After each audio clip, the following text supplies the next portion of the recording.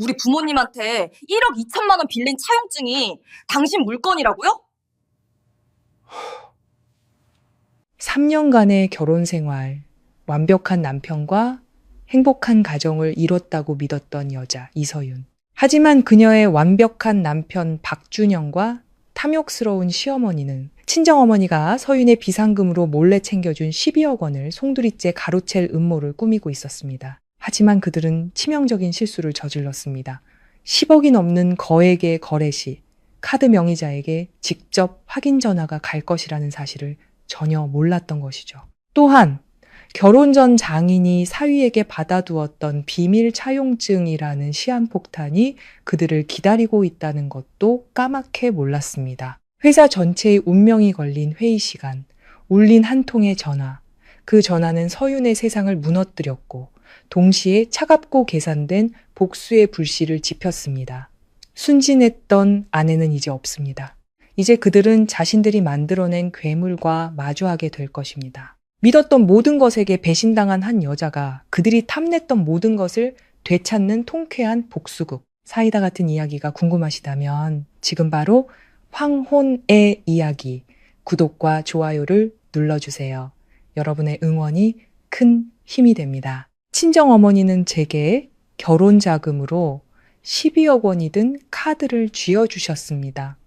저는 그 돈을 10년 만기 정기 예금에 넣어두었죠. 그런데 결혼 후 남편이 몰래 그 카드를 훔쳐 시어머니께 드렸고 시어머니는 그걸로 상가를 계약하려 했습니다. 카드를 긁는 순간 백화점 직원은 본인 확인을 위해 전화를 걸었고 그 전화는 어찌된 일인지 제게로 연결되었습니다. 이서윤 고객님 맞으신가요? 제가 근무하는 건축 설계 사무소의 전체 회의실, 팀원 모두가 청담동 강변 신도시 조감도에 집중하고 있던 그때 제 휴대폰이 진동했습니다. 모르는 번호, 서울 지역 번호였습니다. 저는 살짝 미간을 찌푸렸습니다. 평소 같으면 일하는 시간에 모르는 전화를 받지 않지만 그날은 어쩐지 저도 모르게 통화 버튼을 누르고 말았습니다. 수화기 너머에서는 젊은 여성의 또렷하고 정중한 목소리가 들려왔습니다. 안녕하세요. 이서윤 고객님. 저는 강남구에 위치한 더그랜드스타 백화점 직원 미나라고 합니다. 현재 박준영님께서 고객님 명의의 카드로 10억 800만 원 상당의 상가 잔금 전액을 결제하려고 하십니다. 고액 거래 규정상 카드 명의자분께 직접 확인이 필요하여 연락드렸습니다. 손에 들고 있던 만년필이 회의 테이블 위로 툭 소리를 내며 떨어졌습니다. 제 심장 소리가 귀에 생생하게 들리는 듯 했습니다. 다시 한번 말씀해 주시겠어요? 저는 자리에서 벌떡 일어났습니다.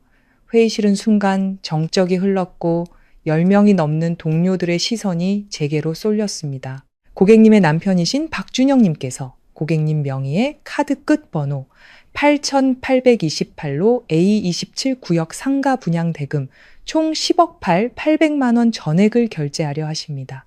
고객님께서 동의하신 거래가 맞는지 확인이 필요합니다. 알겠습니다. 자세한 주소 보내주세요. 지금 바로 가겠습니다. 저는 더 이상 대답하지 않고 전화를 끊었습니다. 차가운 식은땀이 등줄기를 타고 흘렀습니다. 그 카드, 결혼식 날 친정어머니께서 제 손에 쥐어주신 12억 원이 든 바로 그 카드였습니다. 결혼식 당일 하객들로 북적이는 틈을 타 어머니는 저를 조용히 방으로 부르셨습니다. 그리고는 두툼한 봉투를 건네셨죠. 안에는 검은색 VVIP 카드가 들어있었습니다. 여기 12억 들어있다. 아빠랑 내가 몇십 년 장사해서 모은 돈이야. 내 결혼 자금으로 주는 거다. 저는 화들짝 놀랐습니다. 엄마 너무 많아요. 저 못 받아요. 어머니는 제 손을 꽉 잡으셨습니다. 그 어느 때보다 엄한 눈빛이었죠. 서윤아, 여자는 자기 돈이 있어야 해. 부부는 한 몸이라지만 그 전에 너는 너 자신이어야 해. 이 돈은 너만 알고 있어. 준영이한테도 절대 말하면 안 된다. 그때 저는 그런 어머니가 너무 과민하시다고 생각하며 웃었습니다. 제 남편 준영 씨는 온화하고 점잖은 사람이었습니다. 대기업 IT 엔지니어로 일하는 그는 항상 저를 사랑하는 것이지 저희 집의 경제적 배경 때문이 아니라고 말했으니까요. 다음 날 저는 혼자 은행에 가서 12억 전액을 10년 만기 정기예금으로 묶었습니다. 계좌에는 생활비로 쓸 몇백만 원만 남겨두고 카드는 침실금고 깊숙이 넣어두었죠. 비밀번호는 저만 알고 있었습니다. 적어도 저는 그렇게 믿었습니다. 택시가 더 그랜드스타 백화점 앞에 멈춰섰습니다. 차에서 내리는 다리가 미세하게 떨렸습니다. 엘리베이터 안에서 휴대폰이 계속 울렸습니다. 화면에는 내 사랑이라는 두 글자가 떠 있었습니다. 저는 무음으로 전환했습니다. 결혼 3년, 매일 밤 내 옆에 잠드는 그 남자를 내가 다 안다고 믿었던 3년. 그 모든 것이 제 착각 속에만 존재했던 환상이었습니다. VIP 라운지의 문이 열렸습니다. 그곳에 준영 씨가 앉아 있었습니다. 그의 손에는 제 검은색 카드가 들려 있었습니다. 그리고 그 옆에는 시어머니 최미숙 여사님이 계셨죠. 금광이라도 발견한 듯 시어머니의 얼굴은 환하게 빛나고 있었습니다. 저를 본 준영 씨는 화들짝 놀랐습니다. 당황한 기색은 금세 어색한 미소 뒤로 감춰졌습니다. 서윤아, 왔어? 마침 일 끝나고 집에 가서 얘기하려고 했는데 저는 그의 손을 똑바로 쳐다보며 물었습니다. 이 카드 어디서 났어요? 준영 씨는 당황하며 대답했습니다. 금고에서. 비밀번호는 당신이 몇 번 누르는 걸 우연히 봤어. 저는 실소를 터뜨렸습니다. 씁쓸한 웃음소리가 밀폐된 방 안에 울려 퍼졌습니다. 그때 시어머니가 날카로운 목소리로 끼어들었습니다. 어머, 얘 좀 봐. 부부 사이에 내 것이 어디 있니? 준영이가 가족을 위해 투자한다는데 뭐가 잘못됐다는 거야? 이상가는 대로변에 있고 곧 지하철역도 들어선다더라. 나중에 임대만 나도 한 달에 수천만 원은 좋게 나올 거야. 저는 2개 면이 도로에 접한 대형 면적 상가. 총 분양가 10억 800만 원. 금일 계약 시 추가 할인이라고 적힌 프로젝트 소개판을 쳐다봤습니다. 어머님, 누구 돈으로 사실 생각이었어요? 제가 단도직입적으로 물었습니다. 시어머니는 순간 흠칫하더니 이내 태연하게 말했습니다. 누구 돈은 누구 돈이야? 내 돈이지. 12억이나 있다며. 이거 사고도 돈이 남겠더구나. 저는 준영 씨에게로 고개를 돌렸습니다. 나한테 물어본 적 있어요? 준영 씨는 목소리를 낮춰 저를 달래려 했습니다. 서윤아, 돈을 그냥 은행에 넣어두면 이자가 얼마나 된다고 그래. 투자를 해야 돈이 불어나는 거야. 다 우리 부부의 미래를 위해서 그런 거야. 우리 부부의 미래를 위해서 아니면 평생 건물주가 꿈이었던 어머님을 위해서. 방 안의 공기가 순식간에 차가워졌습니다. 시어머니가 테이블을 손으로 내리쳤습니다. 너 지금 시어미한테 말버릇이 그게 뭐니? 내가 하는 모든 게 다 너희 두 사람 잘 되라고 하는 거 아니야? 저는 한 사람 한 사람을 차례로 쳐다봤습니다. 지난 3년간 준영 씨는 월급의 대부분을 꼬박꼬박 시어머니께 드렸습니다. 저는 그것이 아들의 도리라 생각하고 한 번도 관여하지 않았습니다. 그런데 오늘 그들은 제 돈 12억 원을 원하고 있었습니다. 어머님 돈이 있으시면 사세요. 말리지 않겠습니다. 저는 천천히 말했습니다. 하지만 이 돈은 저희 부모님께서 저에게 주신 돈입니다. 저는 동의할 수 없습니다. 시어머니의 얼굴이 새하얗게 질렸습니다. 시집온 며느리가 자기 돈만 악착같이 챙기는 건 시댁을 무시하는 거나 마찬가지야. 준영 씨가 다가와 제 손을 잡았습니다. 목소리가 다급해졌습니다. 서윤아, 제발 내가 부탁할게. 우리 엄마 평생 자기 이름으로 된 재산 하나 없이 사셨어. 이게 인생을 바꿀 기회란 말이야. 저는 그의 손을 뿌리쳤습니다. 당신은 우리 부모님이 그 12억 원을 모으기 위해 얼마나 고생하셨는지 알기나 해? 준영 씨는 침묵했습니다. 다약볕 아래서 배달 일을 하시던 아버지의 모습, 밤을 새워가며 장부를 정리하시던 어머니의 모습이 떠올랐습니다. 그 돈은 부모님의 피와 땀이었습니다. 혹시 모를 일에 대비해 제게 남겨주신 버팀목이었지 다른 사람의 꿈을 사주기 위한 돈이 아니었습니다. 저는 동의 못합니다. 저는 분명하게 말했습니다. 시어머니가 소리쳤습니다. 준영아, 봤지? 저게 널 남편으로 생각하는 태도니? 이 어미를 가족으로나 여기는 거냐고. 방은 순식간에 아수라장이 되었습니다.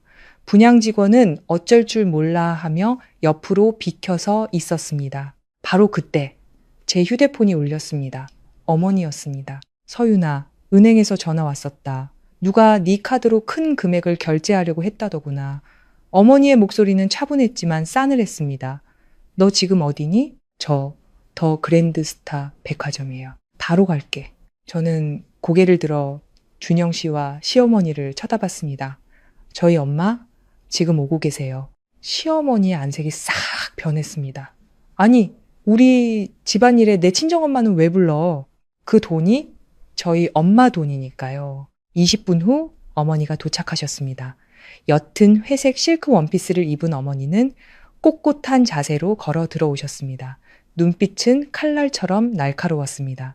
사부인 오랜만이네요. 어머니는 평온한 목소리로 말했습니다. 그리고는 준영 씨를 똑바로 쳐다보셨습니다.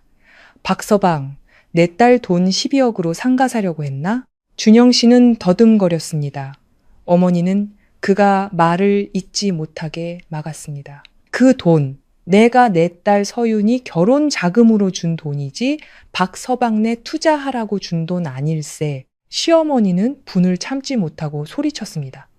따님은 이미 저희 집으로 시집 온 사람입니다. 어머니는 즉시 응수했습니다. 내 딸은 사부인 댁 며느리이기 이전에 내 딸이야. 저는 어머니 곁에 섰습니다. 처음으로 혼자가 아니라는 느낌이 들었습니다. 언쟁은 거의 1시간 동안 계속되었고 결국 거래는 취소되었습니다. 은행 직원은 임시로 카드를 정지시켰습니다. 저는 어머니를 따라 차로 향했습니다. 차 안에서 어머니가 나지막이 말씀하셨습니다. 서윤아, 잘 생각해봐라.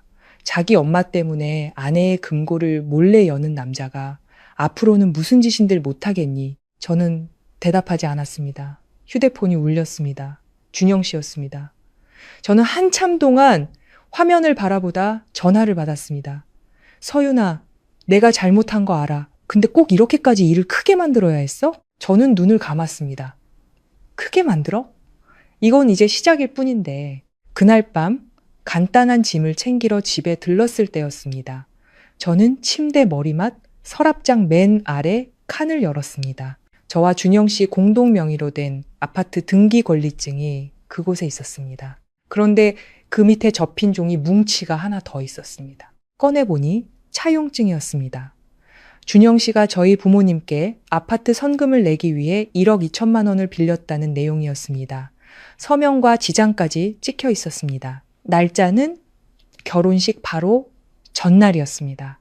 저는 전혀 몰랐던 사실이었습니다. 저는 바닥에 주저앉았습니다. 손이 덜덜 떨렸습니다.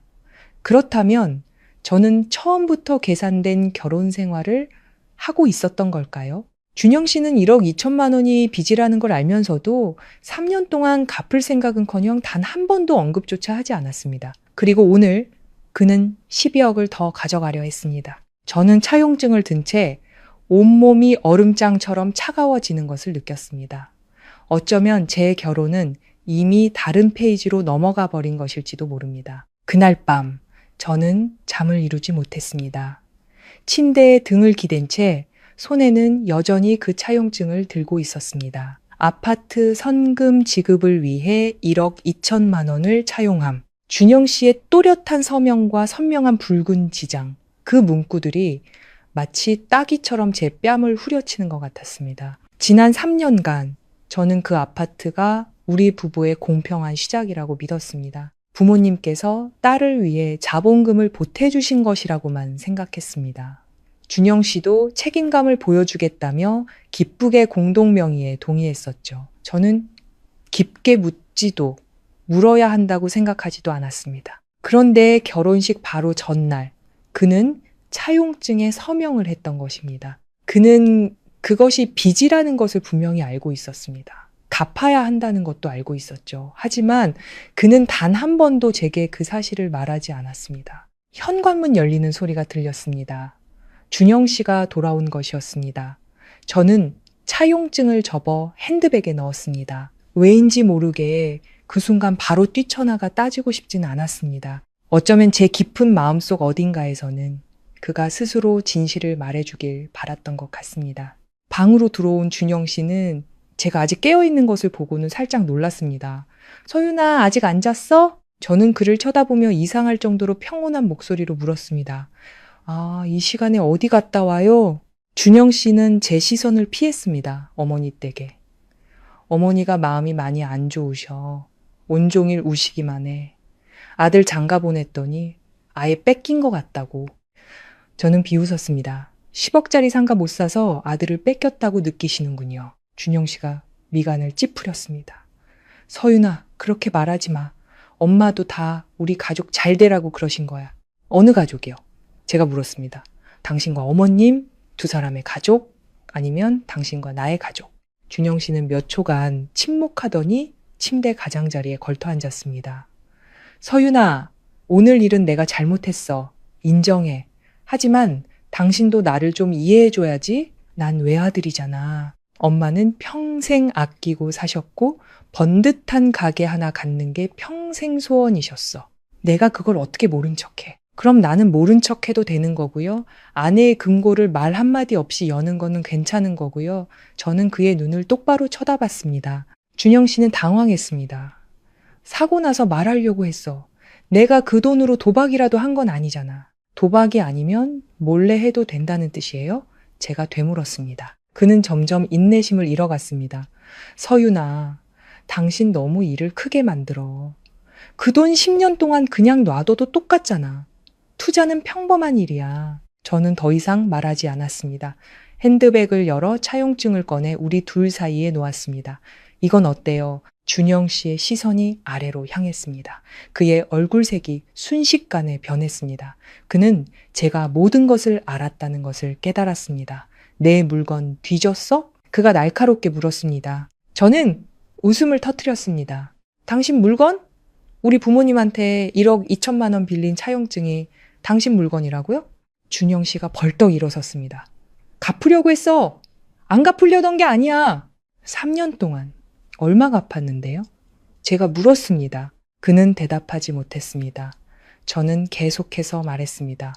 목소리는 여전히 차분했지만 한 글자 한 글자가 무겁게 내려앉는 듯 했습니다. 당신은 결혼식 전날 차용증에 서명했어요. 그게 빚이라는 걸 알면서도 나한테는 부모님이 그냥 주신 돈인 것처럼 믿게 했죠. 나를 속이고 있었다는 생각 안 들어요? 준영 씨가 목소리를 높이기 시작했습니다. 속인 거 아니야! 장인어른이 서명하라고 강요하셨어! 서명 안 하면은 결혼 허락 안 해주고 아파트 공동명의도 안 해준다고 하셨다고? 저는 잠시 말을 잃었습니다. 아빠가. 당신을 강요했다고요? 그래. 뭔가 족쇄를 채워놔야 한다고 하셨어. 난 그때 돈은 없었지만 당신을 사랑하는 마음뿐이었어. 서명 안 하면 어떻게 당신이랑 결혼해? 저는 그를 오랫동안 바라봤습니다. 만약 그의 말이 사실이라면 왜 아버지는 단 한 번도 그 이야기를 꺼내지 않으셨을까? 왜 아버지는 여전히 준영 씨를 아들처럼 대해주셨을까? 그럼 당신, 나를 사랑해서 서명한 거예요? 아니면 아파트가 갖고 싶어서 서명한 거예요? 제가 나지막이 물었습니다. 준영 씨는 망설였습니다. 아주 잠깐이었지만 저는 그의 눈에서 흔들림을 보았습니다. 그 잠깐의 순간으로 충분했습니다. 지난 3년간 무심코 지나쳤던 여러 장면이 머릿속을 스쳐 지나갔습니다. 결혼 자금에 대해 은근히 물어보던 그의 모습, 돈을 은행에만 넣어두는 건 아깝다고 자주 말하던 모습, 일부를 빼서 주식 투자를 해보자고 제안했던 모습. 저는 그때마다 거절했고 그는 불만스러운 표정을 지었지만 이내 잠잠해졌습니다. 그건 그가 포기한 게 아니었습니다. 기회를 엿보고 있었던 것이었습니다. 제가 침묵하자 준영 씨의 목소리가 부드러워졌습니다. 서윤아, 내가 잘못한 거 인정해. 하지만 당신도 생각해봐. 내가 그 차용증에 서명 안 했으면 장인어른이 결혼 허락하셨을까? 우리한테 이 아파트가 있었을까? 나도 다 우리 미래를 위해서 그런 거야. 미래를 위해서. 저는 그의 말을 되뇌었습니다. 아니면 처가의 지원을 발판 삼고 싶었던 거 아니고요. 그렇게 말하는 건 날 모욕하는 거야. 그럼 당신이 내 금고를 몰래 연 건 나를 존중하는 거고요. 방 안의 공기가 숨 막히게 무거워졌습니다. 준영 씨는 방 안을 서성이다 제 앞에 멈춰섰습니다. 그래서 당신 지금 뭘 원해? 이혼이라도 하자는 거야? 저는 그를 쳐다봤습니다. 그 질문은 너무나 가볍게 나왔지만 그 무게는 결코 가볍지 않다는 것을 알았습니다. 당신, 이혼이 두려워요? 준영 씨는 억지 미소를 지었습니다. 두렵지 않은 사람이 어디 있겠어. 하지만 당신이 계속 날 범죄자 취급한다면 어떻게 같이 살아? 저는 한숨을 쉬었습니다. 3년. 저는 그와 함께 아이를 낳는 미래를 상상했었습니다. 함께 저녁을 먹고 주말에는 양가 부모님을 찾아뵙는 작은 가족의 모습을 그렸습니다. 저는 제가 올바른 사람을 선택했다고 믿었습니다. 하지만 이제 우리 사이에는 숫자들만 남았습니다. 1억 2천만 원, 12억 원, 10억 8, 800만 원. 사랑은 어느새 계산식이 되어버렸습니다. 당신, 아직 나 사랑해요? 처음으로 제 목소리가 떨렸습니다. 준영 씨는 저를 쳐다봤습니다. 그의 눈은 피로에 지쳐 있었습니다. 사랑하지.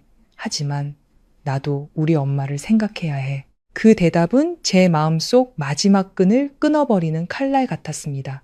저는 천천히 고개를 끄덕였습니다. 나가서 자요? 생각할 시간이 필요해요. 준영 씨는 저를 몇 초간 바라보다 밖으로 나갔습니다. 그날 밤 저는 뜬 눈으로 아침을 맞았습니다. 저는 어머니를 생각했습니다. 차 안에서 하셨던 말씀이 떠올랐습니다. 자기 엄마 때문에 아내의 금고를 몰래 여는 남자가 앞으로는 무슨 짓인들 못하겠니? 저는 아버지를 생각했습니다. 평생 정직하셨고 딸이 손해보는 것을 절대 그냥 두지 않으셨던 분. 그리고 저 자신을 생각했습니다. 차용증에 서명한 것은 용서할 수 있을지도 모릅니다. 그의 말이 사실이라면요, 시어머니의 압박도 이해해 볼 수 있습니다. 하지만 계산적으로 저를 속인 것은 용서할 수 없었습니다. 다음날 아침 저는 은행으로 갔습니다. 카드를 해지하고 금고 비밀번호를 바꾸고 모든 예금을 보안 등급이 더 높은 상품으로 전환해 달라고 요청했습니다. 제 단호한 태도에 직원은 조금 놀란 눈치였지만 저는 아무런 설명도 하지 않았습니다. 은행을 나와 어머니께 전화를 걸었습니다. 엄마, 저 변호사님하고 상담하고 싶어요. 어머니는 몇 초간 침묵하시더니 물으셨습니다. 정말 깊이 생각해 본 거니? 네. 상황이 더 나빠질 때까지 기다리고 싶지 않아요. 어머니는 단 한마디만 하셨습니다. 오후에 엄마가 데리러 갈게. 저는 전화를 끊고 붐비는 거리 한복판에 섰습니다. 보이지 않는 선을 막 넘어선 기분이었습니다. 어쩌면 저는 제 가정을 제 손으로 깨뜨리고 있는 것일지도 모릅니다. 하지만 지금 아무것도 하지 않는다면 저는 제 자신을 완전히 잃어버리게 될 것 같았습니다. 그날 오후 서류를 챙기러 집에 돌아왔을 때 저는 금고문이 열려 있는 것을 발견했습니다. 문은 살짝 벌어져 있었고 안은 텅 비어 있었습니다. 예금 통장은 아침에 제가 이미 옮겼지만 아파트 등기권리증 사본과 다른 개인 서류들이 사라지고 없었습니다. 심장이 거세게 뛰기 시작했습니다. 준영 씨는 제가 모든 것을 알았다는 것을 눈치챘고 반격을 시작한 것이었습니다. 금고문은 살짝 열려 있었고 안은 텅 비어 있었습니다. 저는 침실 한가운데 얼어붙은 듯 서 있었습니다. 심장이 너무 세게 뛰어 귀에서 쿵쿵거리는 소리가 들릴 정도였습니다. 안에 보관해 두었던 중요한 서류들, 등기권리증 사본, 은행대출 계약서, 개인 서류들이 모두 사라졌습니다. 준영 씨는 제가 차용증을 발견했다는 것을 알았고 저보다 한 발 앞서 움직인 것이었습니다. 저는 소리치지도 울지도 않았습니다. 그 순간의 감정은 공황 상태가 아니라 등골이 오싹해지는 냉기였습니다. 휴대폰이 울렸습니다. 준영 씨였습니다. 저는 잠시 화면을 응시하다 전화를 받았습니다. 집에 왔네. 그의 목소리는 이상할 정도로 침착했습니다. 금고에 있던 서류들 어디다 뒀어요? 제가 단도직입적으로 물었습니다. 수화기 너머는 잠시 침묵이 흘렀습니다. 이내 준영 씨가 가볍게 웃었습니다. 내가 잠시 보관하는 것 뿐이야. 당신 지금 부모님 말에 너무 휘둘리고 있어. 혹시라도 당신이 충동적으로 행동할까봐 그래. 내가 충동적이라고요? 제가 되물었습니다. 서윤아, 내 말 좀 들어봐. 그의 목소리가 부드러워졌습니다. 1억 2천만 원 문제는 내가 설명할 수 있어. 하지만 당신이 계속 일을 크게 만들어서 장모님이 소송이라도 걸면 우리 집 정말 끝장나는 거야. 우리 집. 저는 텅 빈 방을 둘러보았습니다. 우리 집은 당신이 내 금고를 몰래 열었을 때부터 시작된 거 아니었나요? 준영 씨는 그 질문에 대답하지 않았습니다. 그는 화제를 돌렸습니다. 지금 어디야? 와서 제대로 이야기 좀 하자. 일이 더 커지는 건 원치 않아. 저는 심호흡을 했습니다. 서류 가지고 집으로 와요. 직접 보고 이야기하죠. 저는 전화를 끊었습니다. 30분 후 준영 씨가 돌아왔습니다. 그는 검은색 서류 가방을 손에 들고 침실로 들어왔습니다. 우리는 한때 제게 가장 안전한 공간이었던 그 방에서 서로를 마주보고 섰습니다. 준영 씨가 서류 가방을 테이블 위에 내려놓았습니다.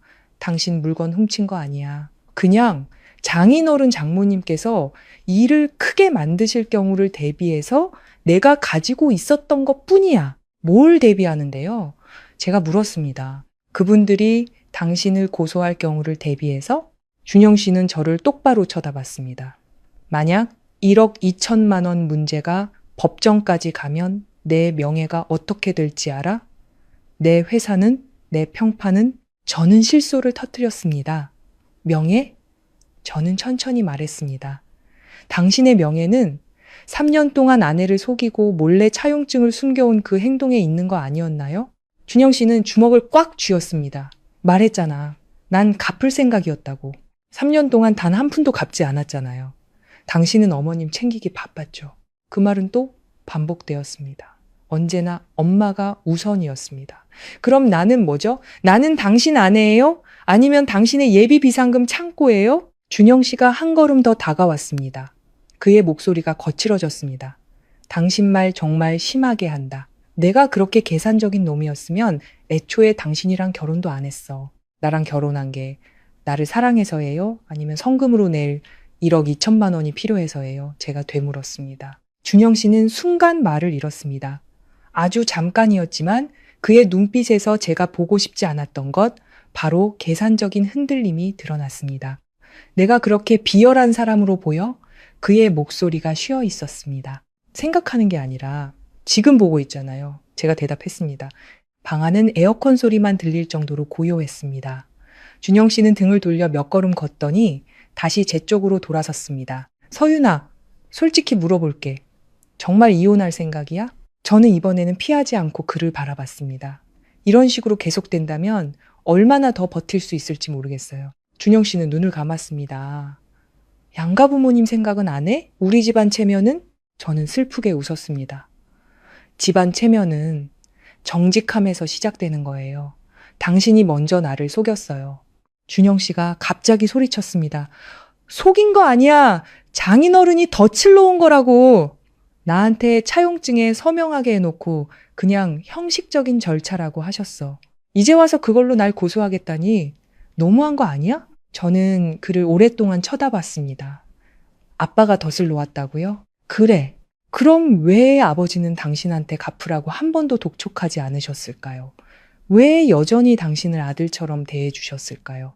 준영 씨는 침묵했습니다. 저는 천천히 다가가 서류 가방 위에 손을 얹었습니다. 당신이 소송을 두려워하는 건 명예 때문이 아니야. 이 아파트를 잃을까봐 두려운 거지. 준영 씨는 대답하지 않았지만 그의 얼굴이 모든 것을 말해주고 있었습니다. 이 아파트는 그가 시어머니의 상가를 사주기 위해 돈을 마련할 수 있는 유일한 재산이었습니다. 만약 재산이 동결된다면 모든 계획이 무너지는 것이었죠. 서윤아, 준영 씨의 목소리가 부드러워졌습니다. 제발 장인어른 장모님께 소송 취하해달라고 말해줘. 돈 문제는 우리 부부가 알아서 해결하자. 어떻게 해결할 건데요? 제가 물었습니다. 내 돈 12억으로 1억 2천만 원 갖고 그걸로 끝내려고요? 준영 씨는 침묵했습니다. 저는 그의 눈에서 막막함을 보았지만 더 이상 동정심은 느껴지지 않았습니다. 내가 가장 상처받은 게 뭔지 알아요? 제가 조용히 물었습니다. 준영 씨는 저를 바라봤습니다. 1억 2천만 원도 12억 원도 아니에요. 당신이 단 한 번도 나를 믿고 진실을 말해주지 않았다는 거예요. 준영 씨는 고개를 숙였습니다. 당신이 날 욕심 많은 놈으로 볼까봐 무서웠어. 그럼 당신은 욕심이 없었나요? 그 질문은 칼날처럼 날카로웠습니다. 준영 씨는 고개를 들었고 그의 눈빛은 분노로 변하기 시작했습니다. 당신은 뭐 그리 고결한 줄 알아? 12억 원을 그렇게 꽁꽁 숨겨놓고 남편한테 손도 못 대게 하는 게 그게 신뢰야? 그건 어머니께서 저에게 주신 결혼 자금이니까요. 제가 대답했습니다. 그리고 어머니께서 분명히 말씀하셨어요. 아무도 손대게 하지 말라고. 당신은 아무도 아닌가요? 난 네 남편이잖아. 준영 씨가 으르렁거렸습니다. 남편이라고 해서 몰래 훔쳐갈 권리가 있는 건 아니에요. 우리는 서로를 마주보고 섰습니다. 불과 몇 걸음의 거리였지만 그 사이에는 천길 낭떠러지가 있는 것 같았습니다. 준영 씨가 갑자기 목소리를 낮췄습니다. 만약 당신이 끝까지 이렇게 나온다면 나도 솔직하게 말하지. 난 이혼 서류에 도장 안 찍어. 당신이 그렇게 쉽게 날 잘라내는 꼴 못 봐. 왜죠? 제가 물었습니다. 나도 빈손으로 나갈 순 없으니까. 그 말에 저는 할 말을 잃었습니다. 그게 무슨 뜻이에요? 준영 씨는 저를 쳐다봤습니다. 그의 눈에는 더 이상 이전의 부드러움이 없었습니다. 이 아파트 공동 명의야. 법정까지 가면 당신도 쉽게 전부 차지하진 못할 걸. 저는 그가 소리치는 대신 법으로 저를 위협하고 있다라는 것을 깨달았습니다. 저는 고개를 끄덕였습니다. 그럼 당신도 준비해요. 준영 씨가 미간을 찌푸렸습니다. 무슨 준비?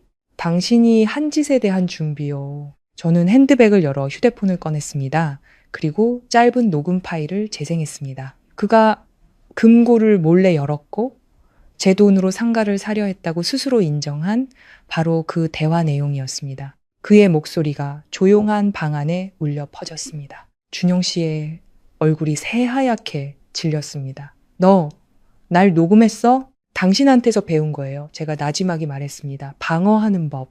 준영 씨는 몇 초간 멍하니 서 있더니 분노에 차손을 휘둘러 서류 가방을 바닥으로 내동댕이 쳤습니다. 이서윤, 너 정말 너무하는군. 저는 그냥 제 자신을 지켰을 뿐이에요. 준영 씨는 거친 숨을 몰아쉬더니 갑자기 웃기 시작했습니다. 좋아. 전쟁을 원한다면 그렇게 해주지. 그는 몸을 숙여 서류들을 주워 담고는 등을 돌려 방을 나갔습니다. 문을 닫기 전 그가 말했습니다.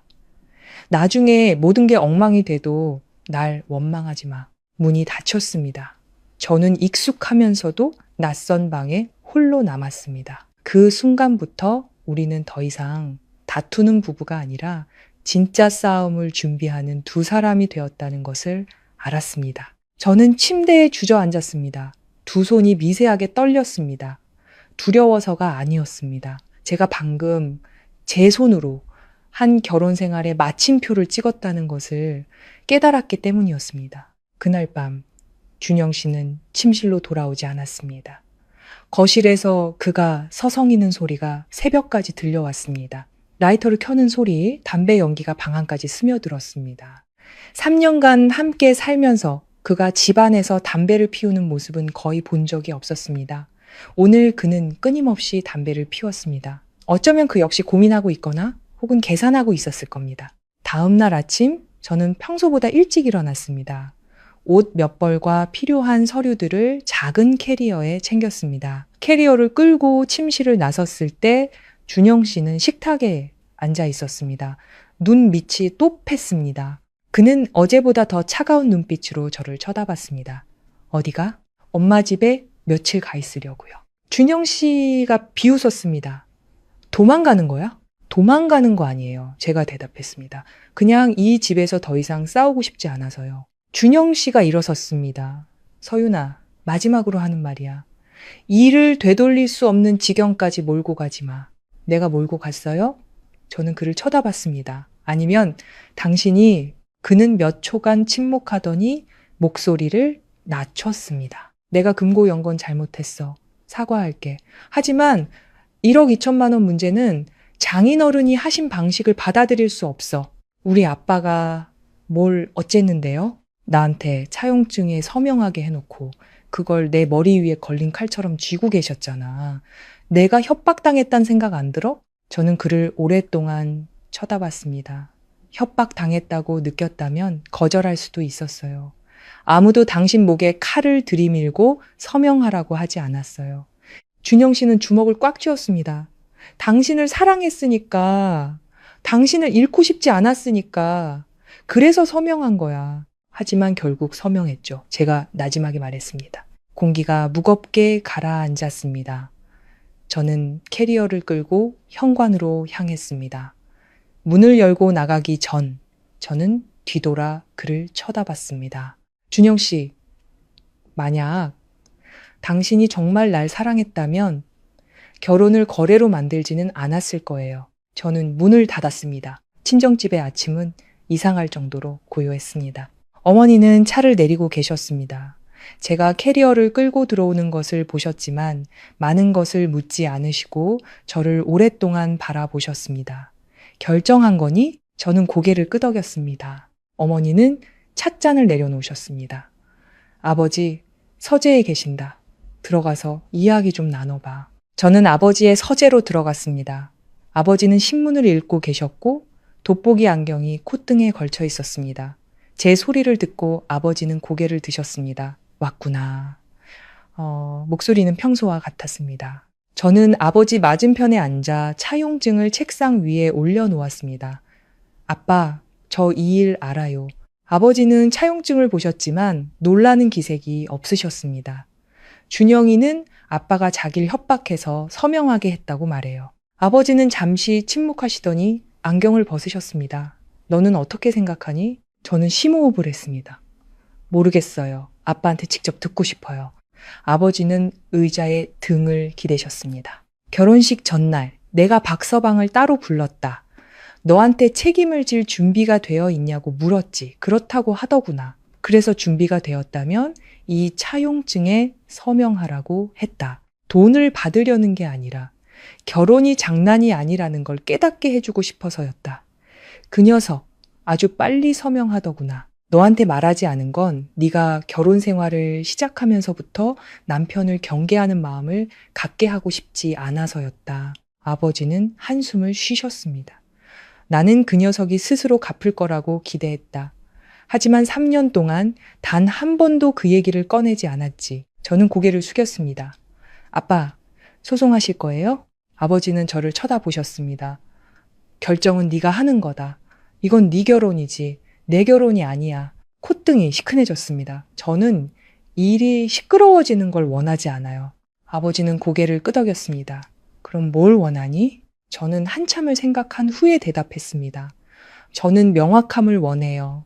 계속 함께 한다면 명확해야 하고 끝낸다면 그것 또한 명확해야 해요. 3일 후 준영 씨가 먼저 전화를 걸어왔습니다. 제대로 만나서 이야기하고 싶어. 우리는 예전에 살던 집 근처의 조용한 카페에서 만났습니다. 제가 도착했을 때 그는 이미 앉아 있었습니다. 불과 며칠 사이에 눈에 띄게 수척해진 모습이었습니다. 저를 보자 그는 자리에서 일어났습니다. 앉아. 저는 그의 맞은편에 앉았습니다. 우리 사이에는 작은 원목 테이블이 놓여 있었습니다. 준영 씨는 저를 오랫동안 쳐다봤습니다. 생각 많이 했어. 그가 천천히 말했습니다. 난 당신을 잃고 싶지 않아. 저는 대답하지 않았습니다. 장모님께 1억 2천만 원 갚을게. 그리고 아파트. 당신 단독 명의로 이전해 줄게. 당신 돈 12억. 다시는 손대지 않을게. 저는 그의 눈을 들여다보며 그 말에 얼마나 진심이 담겨 있는지 가늠해 보려 했습니다. 그 대신 조건은요? 네, 준영 씨는 살짝 미간을 찌푸렸습니다. 거래처럼 말하지 마. 당신의 조건을 알아야겠어요. 준영 씨는 한숨을 쉬었습니다. 그 대신 소송은 취하해줘. 일을 더 크게 만들지 말고 이 일에 대해서는 다시는 언급하지 말아줘. 저는 침묵했습니다. 다시는 언급하지 말아줘. 이렇게 깊게 팬 상처를 어떻게 아무 일 없었다는 듯이 덮을 수 있을까요? 어머님 상가 사드리려는 계획은 아직 유효한가요? 제가 물었습니다. 준영 씨는 고개를 저었습니다. 어머니가 많이 화나셨어. 나보고 돛대 없다고 하시지만 난 결혼을 걸고 도박하고 싶지 않아. 저는 식어가는 커피잔을 내려다 봤습니다. 준영 씨, 내가 가장 상처받은 게 뭔지 알아요? 제가 물었습니다. 그는 침묵했습니다. 돈이 아니에요. 내가 더 이상 당신을 믿을 수 없게 됐다는 거예요. 준영 씨는 주먹을 꽉 쥐었습니다. 신뢰, 다시 되찾을 수 있어. 신뢰는 돈으로 다시 살 수 있는 물건이 아니에요. 제가 나지막에 말했습니다. 우리는 오랫동안 침묵 속에 앉아 있었습니다. 카페 안에는 잔잔한 음악이 흘렀습니다. 준영 씨가 갑자기 물었습니다. 당신 아직 나 사랑해? 그 질문에 가슴이 저려왔습니다. 저는 그를 쳐다봤습니다. 처음 사랑을 시작했던 날들, 함께 강변을 걷던 저녁, 인파 속에서 제 손을 꽉 잡아주던 그의 모습이 떠올랐습니다. 저는 그를 사랑했었습니다. 하지만 그 사랑은 이제 너무나 명백한 진실 앞에 서 있었습니다.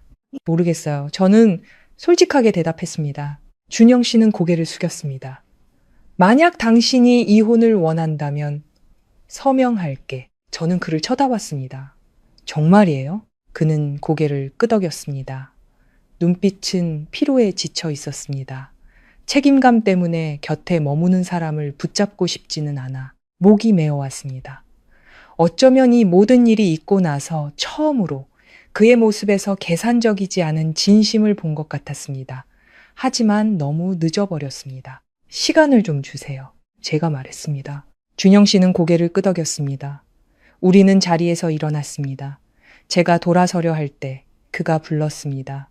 서윤아, 저는 멈춰 섰습니다. 만약 다시 시작할 수 있다면 처음부터 솔직하게 말했을 거야. 저는 뒤돌아보지 않았습니다. 하지만 우리는 다시 시작할 수 없어요. 저는 카페를 나섰습니다. 오후의 햇살이 길 위에 떨어지고 있었습니다. 저는 두 갈래 길 앞에 서 있다는 것을 알았습니다. 용서하고 계속 나아갈 것인가? 아니면 모든 것을 닫고 처음부터 다시 시작할 것인가? 지난 몇 년간 처음으로 저는 결혼이 사랑만으로는 충분하지 않다는 것을 깨달았습니다. 솔직함과 존중이 필요했습니다. 그리고 저는 제 자신에게 묻고 있었습니다.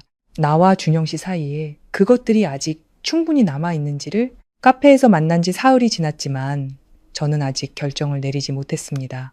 비가 부슬부슬 내리던 어느 오후, 저는 예전에 살던 아파트로 다시 돌아갔습니다. 돌아가기 위해서가 아니라 제 감정을 마지막으로 마주하기 위해서였습니다. 집은 예전 그대로였습니다.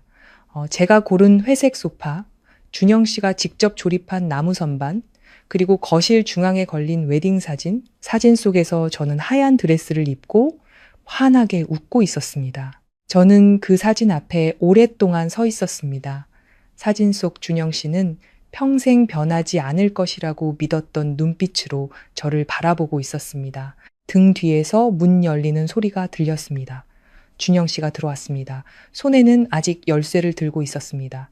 저를 보자 그는 흠칫 멈춰 섰습니다. 언제 왔어? 방금요. 그는 고개를 끄덕이며 문을 닫았습니다. 우리 사이의 공기는 예전처럼 날카롭지는 않았지만 따뜻함도 없었습니다. 장인어른께 계약금 먼저 보냈어. 준영 씨가 담담하게 말했습니다. 5천만 원 먼저 보냈고 나머지는 2달 안에 마련해서 보낼게. 저는 그를 쳐다봤습니다. 돈은 어디서 구했어요? 차 팔았어. 그가 짧게 대답했습니다. 저는 조금 놀랐습니다. 그 차는 그의 자부심이었습니다. 몇 년간 직장 생활을 해서 처음으로 산 차였으니까요. 단지 증명하기 위해서라면 그렇게까지 할 필요 없어요. 제가 말했습니다. 준영 씨는 고개를 저었습니다. 증명하려는 게 아니야. 내가 빚진 거니까 하는 거야. 저는 아무 말도 하지 않았습니다. 우리는 소파에 앉았습니다. 서로에게 닿지 않을 만큼의 거리를 둔 채. 서윤아, 준영 씨가 입을 열었습니다. 엄마랑 이야기했어. 저는 고개를 들었습니다. 어머님이 뭐라고 하세요? 준영 씨는 슬프게 웃었습니다. 나보고 마누라한테 휘둘린다고. 남자가 처가에 그렇게 눌려 사는 건 수치라고 하셨어. 저는 그를 쳐다봤습니다. 당신은 어떻게 생각하는데요? 그는 잠시 침묵했습니다. 내가 여기서 멈추지 않으면 당신을 잃게 될 거라고 생각해. 그 대답에 가슴이 내려앉았습니다. 내가 왜 그 12억에 대해 당신한테 말하지 않았는지 한 번이라도 생각해 본 적 있어요? 제가 물었습니다. 준영 씨는 저를 바라봤습니다. 어머니 말씀대로 돈을 지키려고? 저는 고개를 저었습니다. 당신이 그 돈의 존재를 몰라도 나를 사랑해 줄 거라고 믿었기 때문이에요. 준영 씨는 고개를 숙였습니다. 내가 잘못했어. 저는 무릎 위에 놓인 그의 손을 보았습니다. 손가락이 굳게 맞잡혀 있었습니다. 준영 씨, 마지막으로 하나만 물어볼게요. 제가 천천히 말했습니다. 만약 그날 백화점 직원이 확인 전화를 하지 않았다면 당신은 나한테 말했을까요? 준영 씨는 바로 대답하지 못했습니다. 그는 지친 눈으로 저를 바라봤습니다. 아마 나중에 말했을 거야. 모든 일이 끝나고 나서요? 제가 물었습니다. 그는 작게 고개를 끄덕였습니다. 저는 미소를 지었습니다. 더 이상 예전처럼 씁쓸한 미소가 아니었습니다. 그게 바로 문제예요.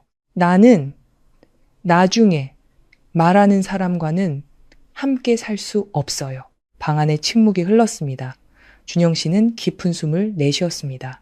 그럼 결정한 거구나. 저는 아파트를 다시 한번 둘러보았습니다. 수많은 추억과 희망이 깃들어 있던 곳. 이혼하기로 결정했어요. 준영 씨는 눈을 감았습니다. 그가 길고 무거운 한숨을 내쉬는 소리가 들렸습니다. 알았어. 울음도 언쟁도 없었습니다. 한때 사랑했던 두 사람 사이에 남은 것은 깊은 피로감 뿐이었습니다. 아파트는 당신이 가져. 준영 씨가 말했습니다. 명의 이전 서류에 서명할게. 법대로 나눠요. 전부 가질 필요는 없어요. 제가 대답했습니다. 준영 씨는 고개를 저었습니다. 더 이상 다투고 싶지 않아. 저는 그를 쳐다봤습니다. 처음으로 그의 눈에서 계산적인 모습 대신 모든 것을 받아들이는 체념을 보았습니다. 나중에 우리 다시 만나면 나 미워할 거야? 그가 물었습니다. 저는 생각했습니다. 미워하진 않을 거예요. 그냥 더 이상 당신을 믿을 수 없을 뿐이에요. 준영 씨는 고개를 끄덕였습니다. 그의 눈시울이 붉어졌습니다. 미안해. 저는 자리에서 일어났습니다. 갈게요. 준영 씨도 일어섰지만 저를 붙잡지는 않았습니다. 제가 문으로 향할 때 그가 나지막이 불렀습니다. 서윤아. 저는 뒤돌아봤습니다. 나를 사랑해줘서 고마웠어. 저는 미소를 지었습니다. 나도 그랬어요. 문이 등 뒤에서 닫혔습니다. 한 달 후 모든 절차가 마무리되었습니다. 우리는 침묵 속에서 이혼 서류에 서명했습니다. 어머니가 함께 가주셨고 제 손을 꽉 잡아주셨습니다. 아버지는 단 한마디만 하셨습니다. 네가 깊이 생각하고 내린 결정이면 됐다. 시어머니는 오지 않으셨습니다. 제가 가정을 파탄냈다고 분노하셨다는 소식을 들었습니다. 저는 그분을 원망하지 않았습니다. 그분은 그분 나름의 방식으로 아들을 지켰을 뿐입니다. 그리고 저는 제 자신을 지켰습니다. 그날 오후 저는 마지막으로 개인 짐을 정리하기 위해 아파트로 돌아갔습니다. 준영 씨는 이미 이사를 마친 상태였습니다. 집은 생각보다 더 뚜렷했습니다. 저는 웨딩 사진을 벽에서 내려 상자에 담았습니다. 찢지도 태우지도 않았습니다. 좋았던 나빴던 그것은 제 기억의 일부였으니까요. 엘리베이터에서 내리자 서울 하늘에서 큰 비가 쏟아지고 있었습니다. 저는 처마 밑에 서서 지나가는 차들을 바라봤습니다. 마음이 이상할 정도로 가벼워졌습니다. 3년간의 결혼 생활은 돈 때문에 끝난 것이 아니었습니다. 투명성의 부재 때문에 끝난 것이었습니다. 돈은 단지 시험지였을 뿐입니다. 만약 그날 준영 씨가 금고를 열지 않았다면, 만약 그가 처음부터 진실을 말했다면 어쩌면 모든 것이 달라졌을지도 모릅니다. 하지만 인생에는 만약이란 없습니다. 휴대폰이 진동했습니다. 준영 씨에게서 온 문자였습니다. 3천만 원 더 보냈어. 남은 돈도 꼭 다 갚을게. 저는 한참 화면을 바라보다 답장했습니다. 몸 잘 챙겨요. 더 이상 아무 말도 덧붙이지 않았습니다. 저는 처마 밑에서 나와 비가 어깨를 살짝 적시도록 내버려 두었습니다. 저는 실패한 것이 아니었습니다. 자존심을 지킬 수 있을 때 멈추는 것을 선택했을 뿐입니다. 그리고 몇 달 만에 처음으로 저는 진정한 평온함을 느꼈습니다. 이혼 후 저는 친정집으로 완전히 돌아가지는 않았습니다. 회사 근처에 작은 오피스텔을 얻었습니다. 넓지도 화려하지도 않았지만 제가 다시 시작하기에 충분히 조용한 공간이었습니다. 이사하는 날 어머니는 텅 빈 거실 한가운데 서서 저를 오랫동안 바라보셨습니다. 정말 괜찮겠니? 한동안은 혼자 지내고 싶어요.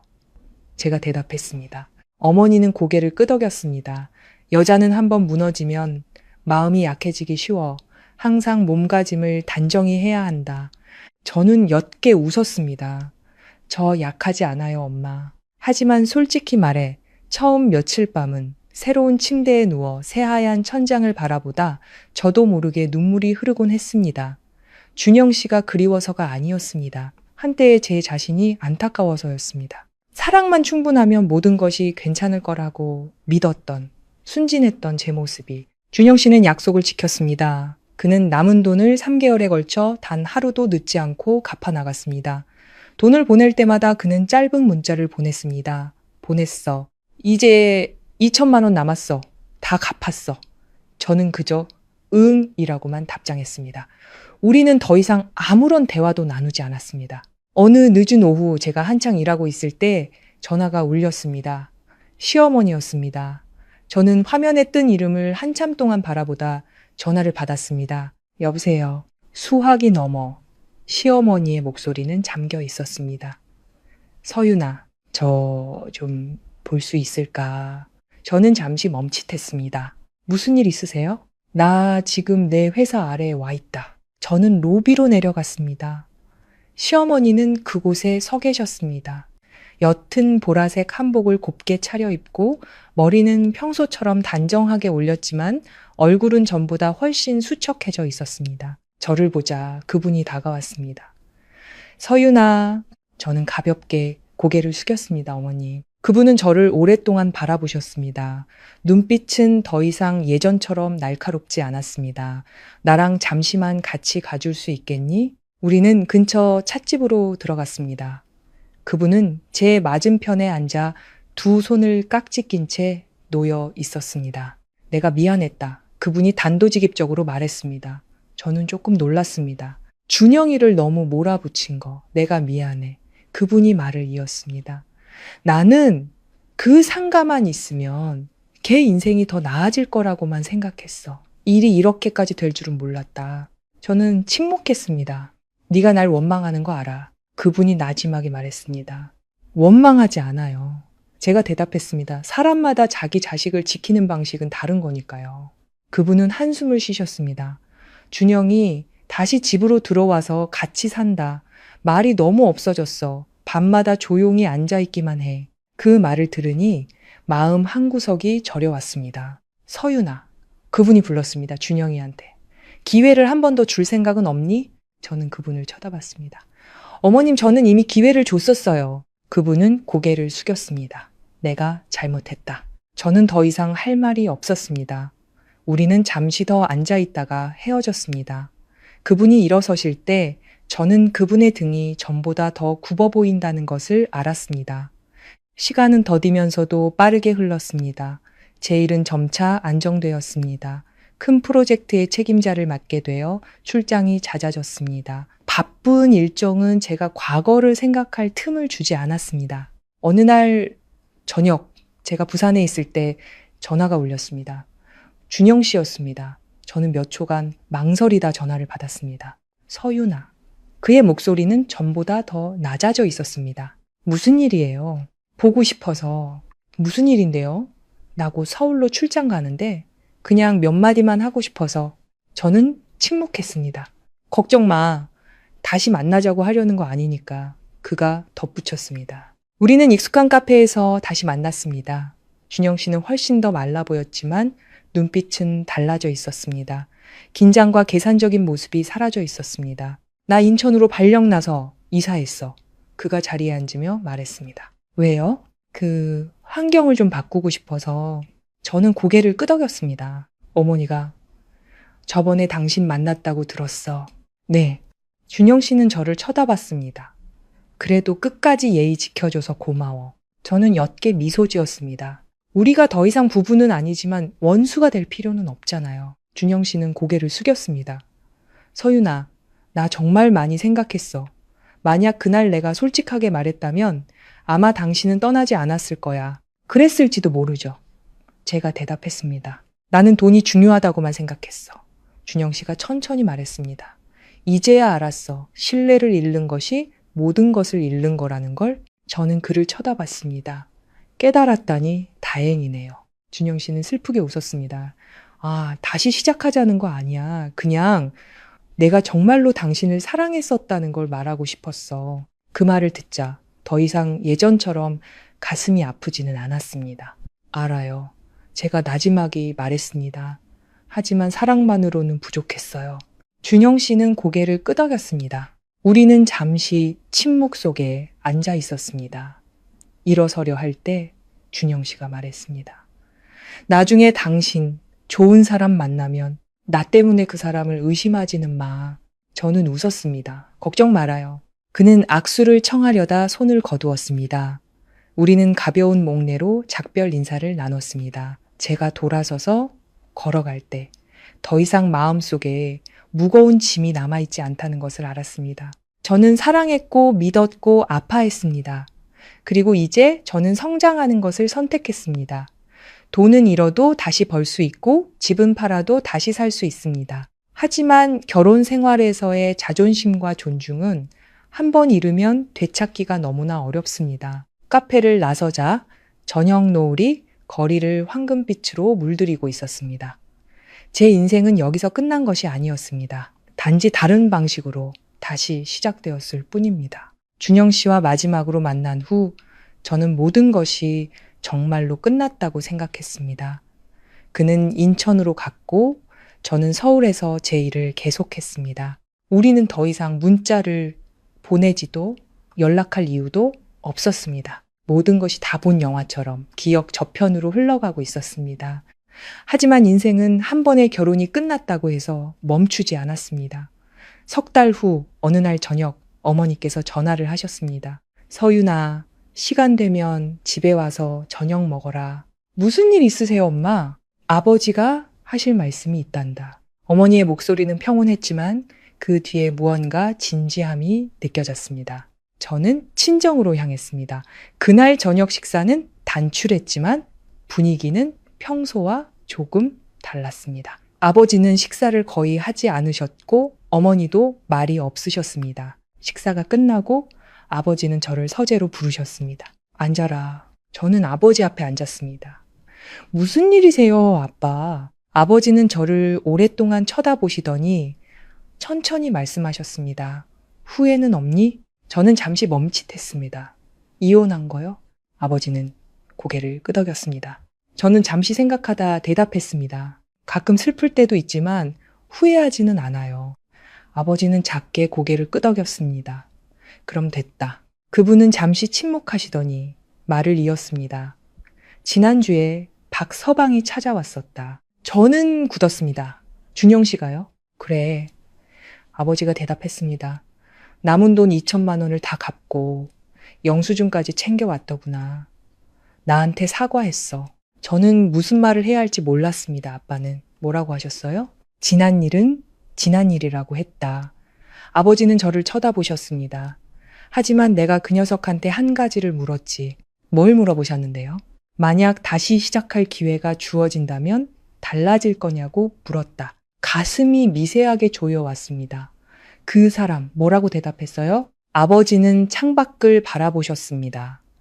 다시는 돈 문제로 우리 두 사람 사이에 벽을 만들지 않을 거라고 하더구나. 저는 고개를 숙였습니다. 하지만 모든 건 이미 끝났어요, 아빠. 그래.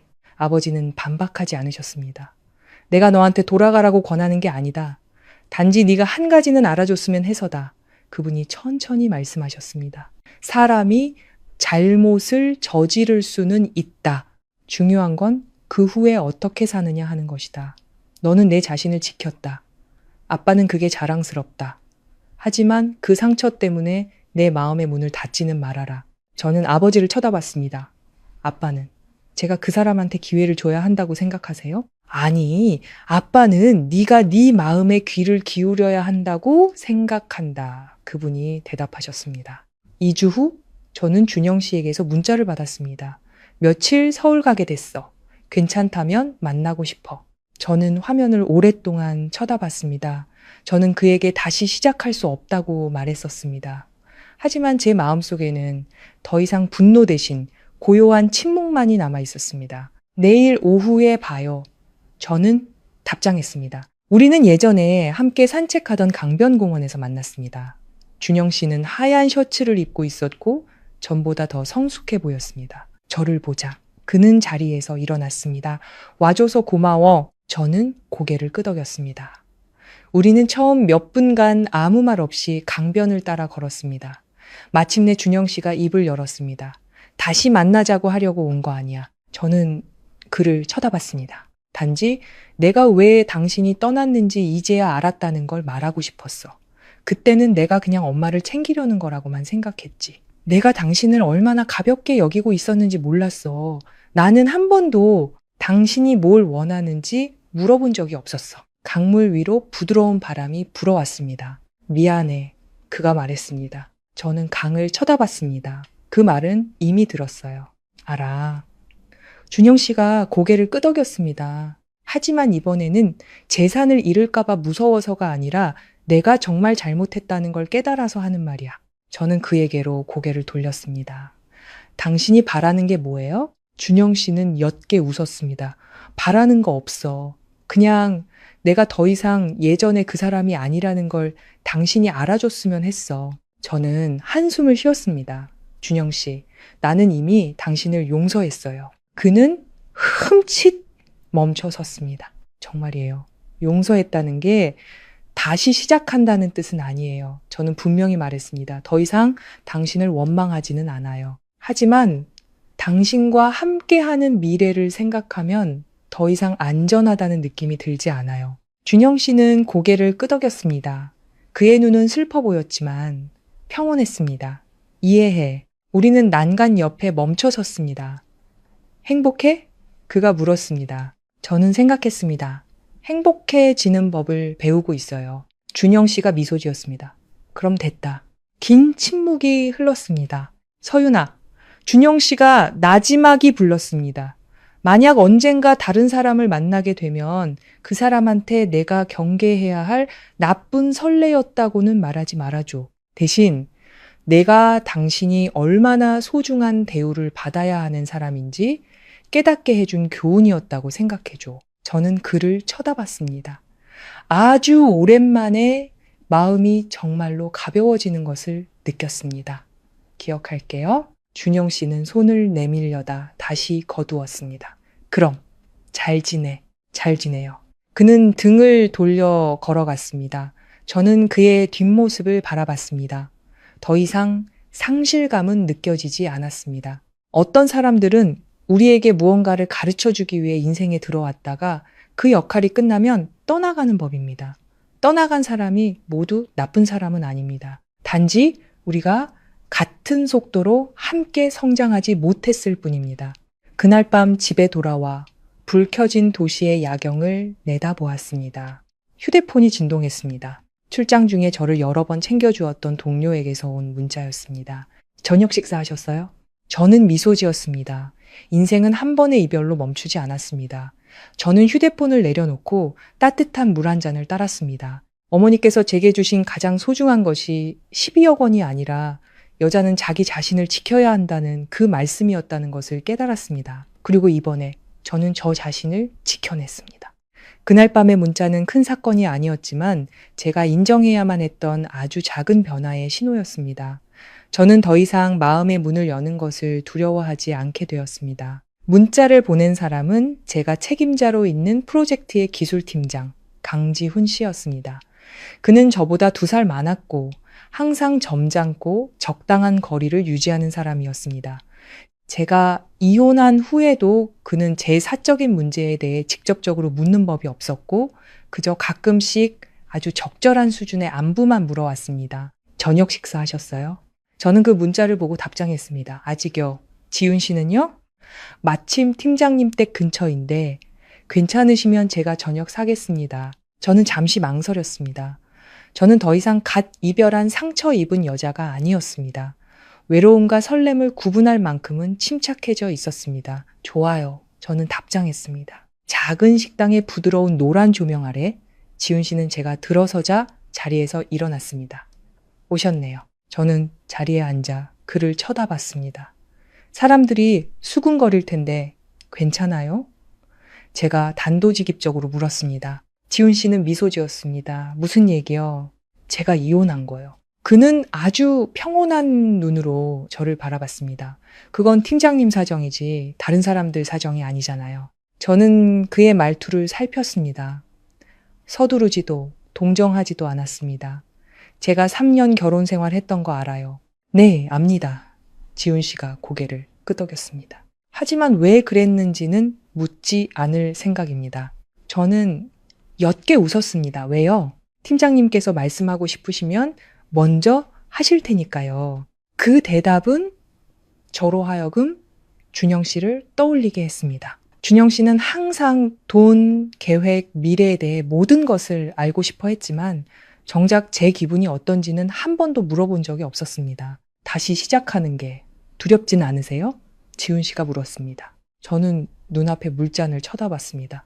두렵죠. 하지만 두렵다는 게 용기를 내지 않겠다는 뜻은 아니에요. 지훈 씨가 고개를 끄덕였습니다. 저도 한번 실패한 적이 있습니다. 저는 고개를 들었습니다. 결혼식 올리기 전에 파혼했어요.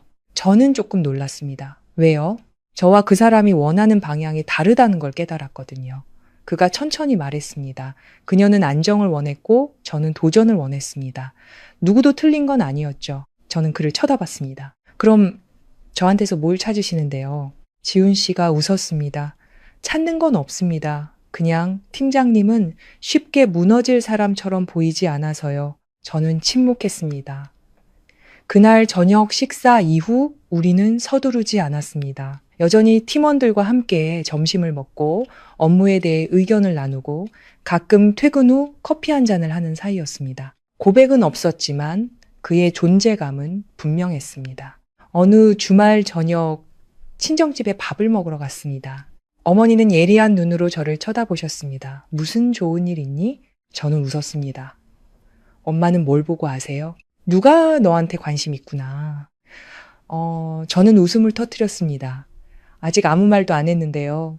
어머니는 고개를 끄덕였습니다. 내 눈빛이 달라. 아버지가 수저를 내려놓으셨습니다. 어떤 사람이냐? 저는 생각했습니다. 차분하고 많은 걸 묻지 않고 섣부른 약속도 하지 않는 사람이요. 아버지는 고개를 끄덕이셨습니다. 그럼 됐다. 어머니는 저를 쳐다보셨습니다. 한 가지만 명심해라. 결혼은 감정만으로 하는 게 아니야. 돈, 가족, 스트레스에 두 사람이 어떻게 대처하느냐가 더 중요해. 저는 고개를 끄덕였습니다. 기억할게요. 저는 더 이상 3년 전의 그 소녀가 아니었습니다. 더 이상 아름다운 말만 믿지 않았습니다. 저는 행동을 보았습니다. 한 달 후, 준영 씨가 전화를 걸어왔습니다. 서윤아, 어머니가 입원하셨어. 저는 멈칫했습니다. 무슨 병이신데요? 고혈압에 스트레스가 겹치셨대. 저는 잠시 침묵했습니다. 어느 병원이에요? 서울대 병원이요. 제가 왜 그곳에 갔는지 저 자신도 잘 모르겠습니다. 어쩌면 한때 그분을 어머니라고 불렀기 때문일지도 모릅니다. 병상에 누워 계신 시어머니는 많이 야위어 있었습니다. 저를 보자 그분은 놀라셨습니다. 서윤아, 네가 어떻게? 저는 고개를 끄덕였습니다. 몸은 좀 어떠세요? 그분은 제 손을 잡았습니다. 손이 차가웠습니다. 내가 미안하다. 저는 고개를 저었습니다. 푹 쉬세요, 어머님. 준영 씨는 뒤에 서서 고마움이 담긴 눈으로 저를 바라봤습니다. 제가 복도로 나왔을 때 준영 씨가 따라 나왔습니다. 고마워. 당신 때문에 온 거 아니에요. 제가 나지막이 말했습니다. 어머님 때문에 온 거예요. 준영 씨가 고개를 끄덕였습니다. 나 곧 북쪽으로 완전히 이사가. 저는 그를 쳐다봤습니다.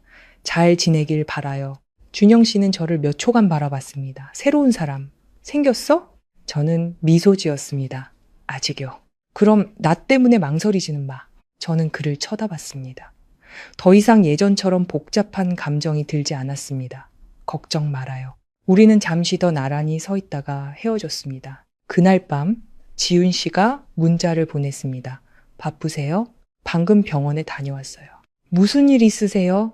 옛사람을 만나고 왔어요. 지훈 씨는 잠시 침묵하더니 다시 문자를 보냈습니다. 팀장님, 괜찮으세요? 저는 화면을 보며 미소 지었습니다. 네, 괜찮아요. 그럼 다행입니다. 그는 더 이상 묻지 않았습니다. 그 한마디가 제 마음을 가볍게 했습니다. 그가 궁금하지 않아서가 아니라 저를 존중해주기 때문이었습니다. 저는 깨달았습니다. 성장한다는 것은 더 이상 사랑하지 않는다는 것이 아니라 관계에서 내가 무엇을 필요로 하는지 알게 되는 것이었습니다. 저는 한때 감정으로 선택했습니다. 이번에는 이성으로 선택하고 싶었습니다.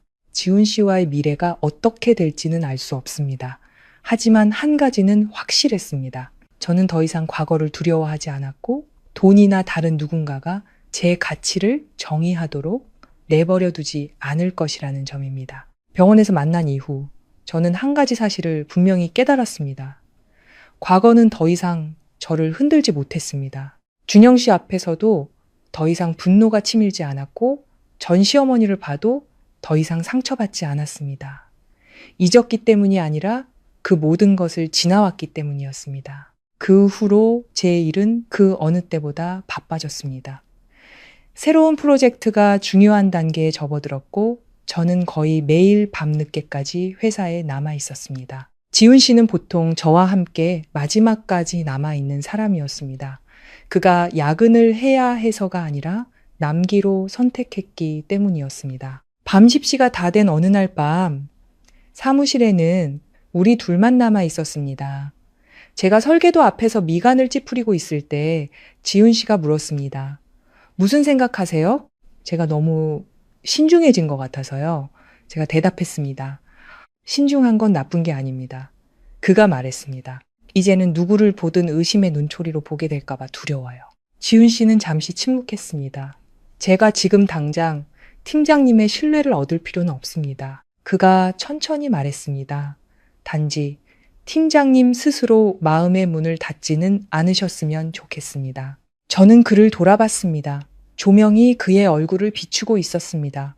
그의 얼굴에는 조급함이나 압박감이 없었습니다. 저 팀장님 좋아합니다. 그가 단도직입적으로 말했습니다. 저는 잠시 굳었지만 그는 말을 이었습니다. 하지만 오늘 대답을 듣고 싶은 건 아닙니다. 저는 가볍게 숨을 내쉬었습니다. 제가 또다시 떠날까봐 두렵지는 않아요. 지훈 씨가 웃었습니다.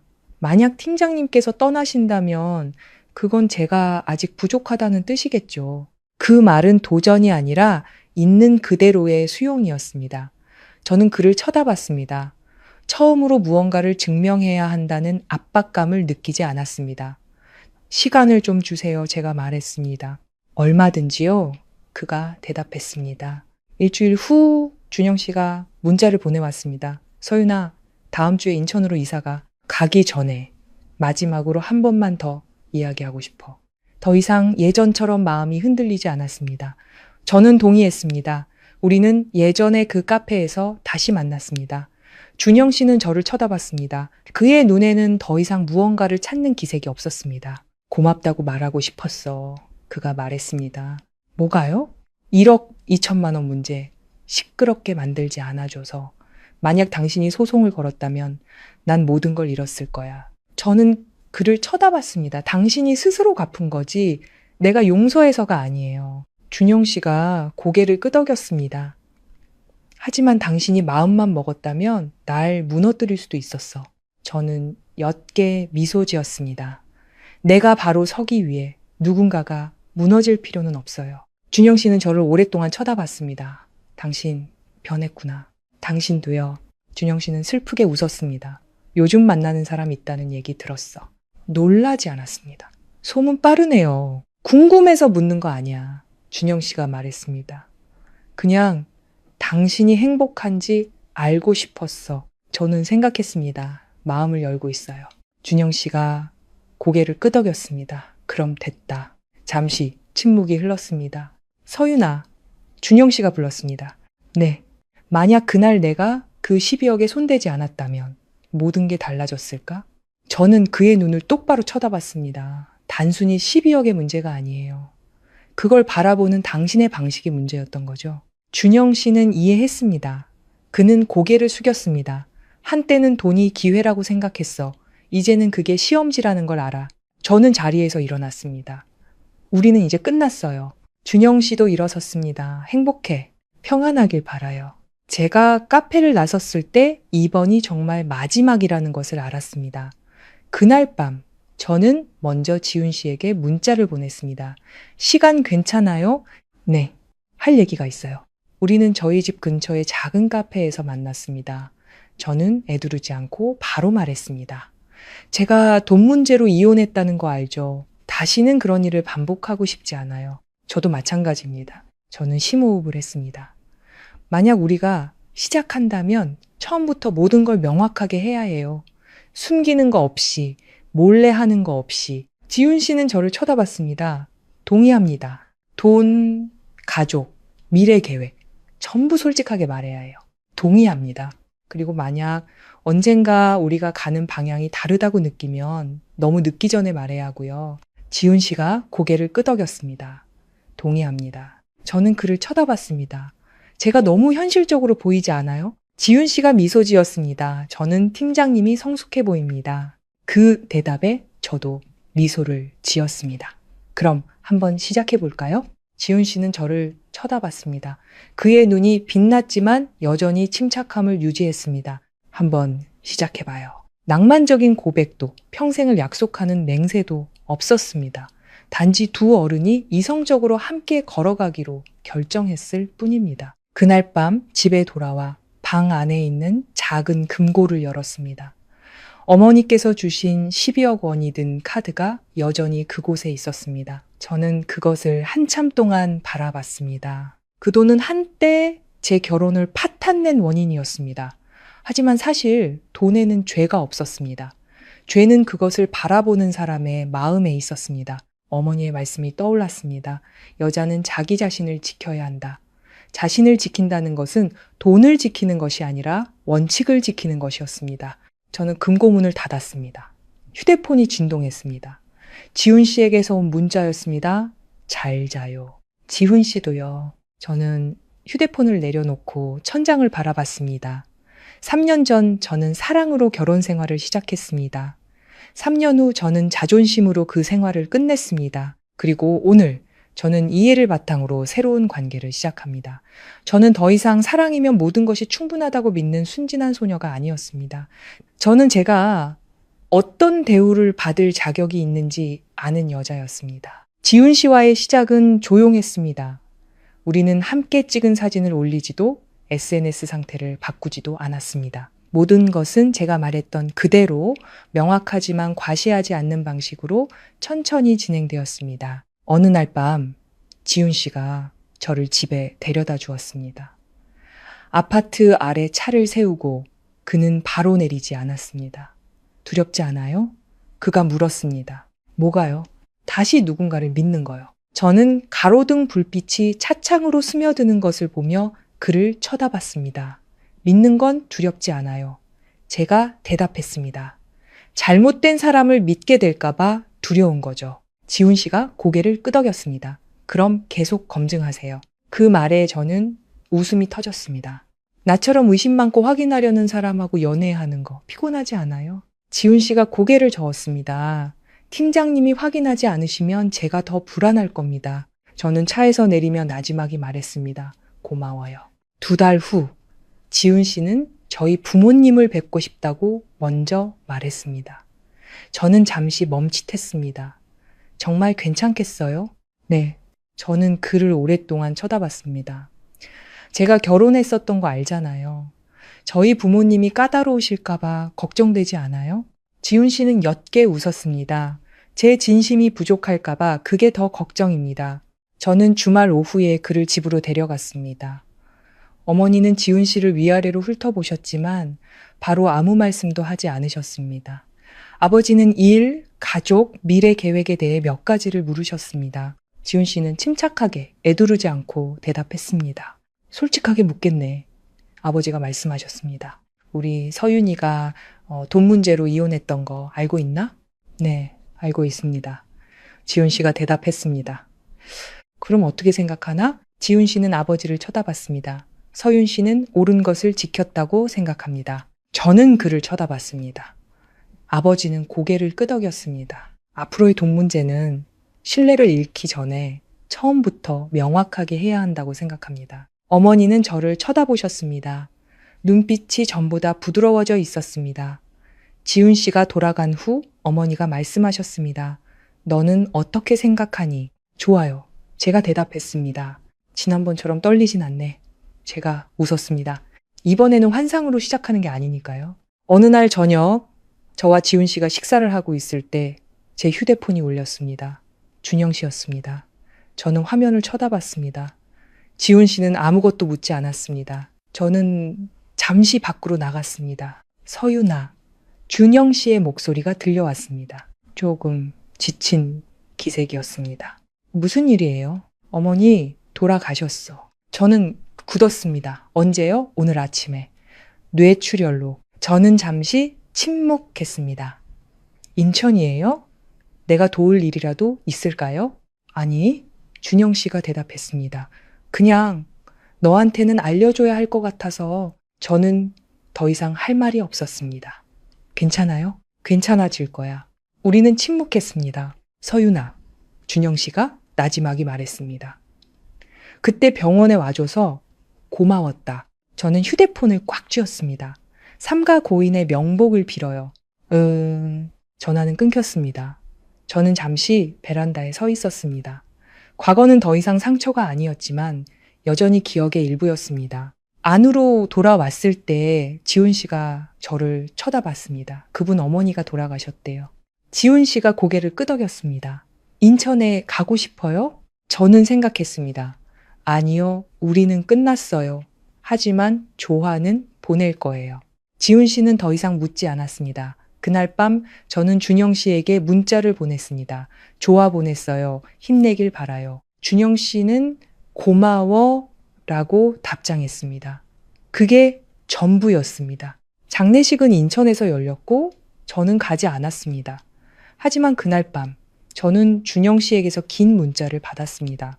서윤아, 오늘 어머니 영정사진 앞에 서서 모든 걸 다시 생각했어.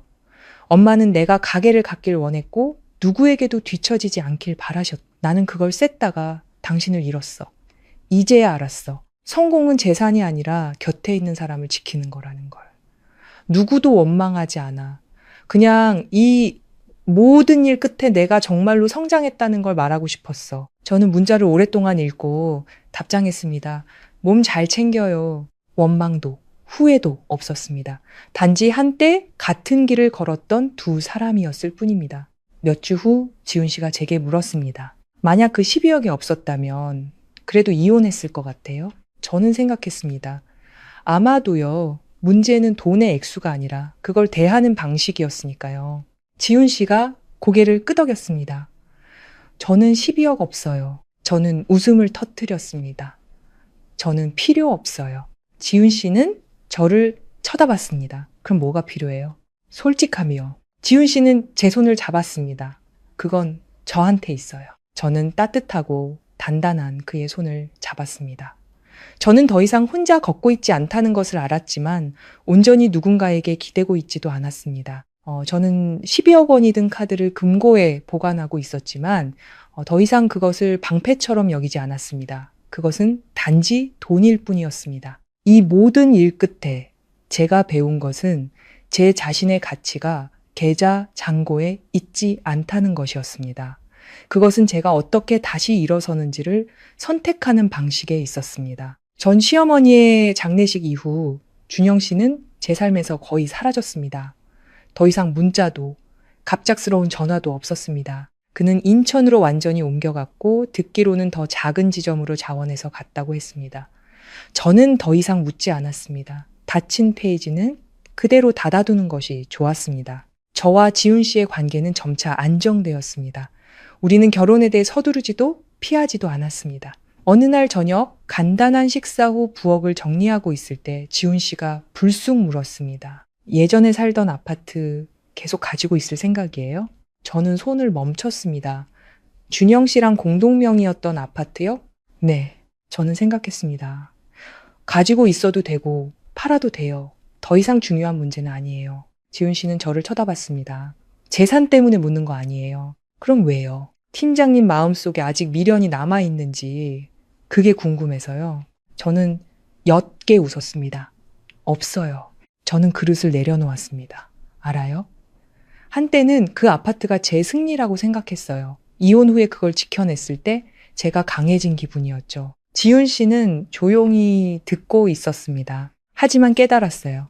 내가 얼마나 아팠는지를 상기하기 위해 계속 그걸 바라본다면 저는 여전히 과거에 묶여 있는 거라는 걸요.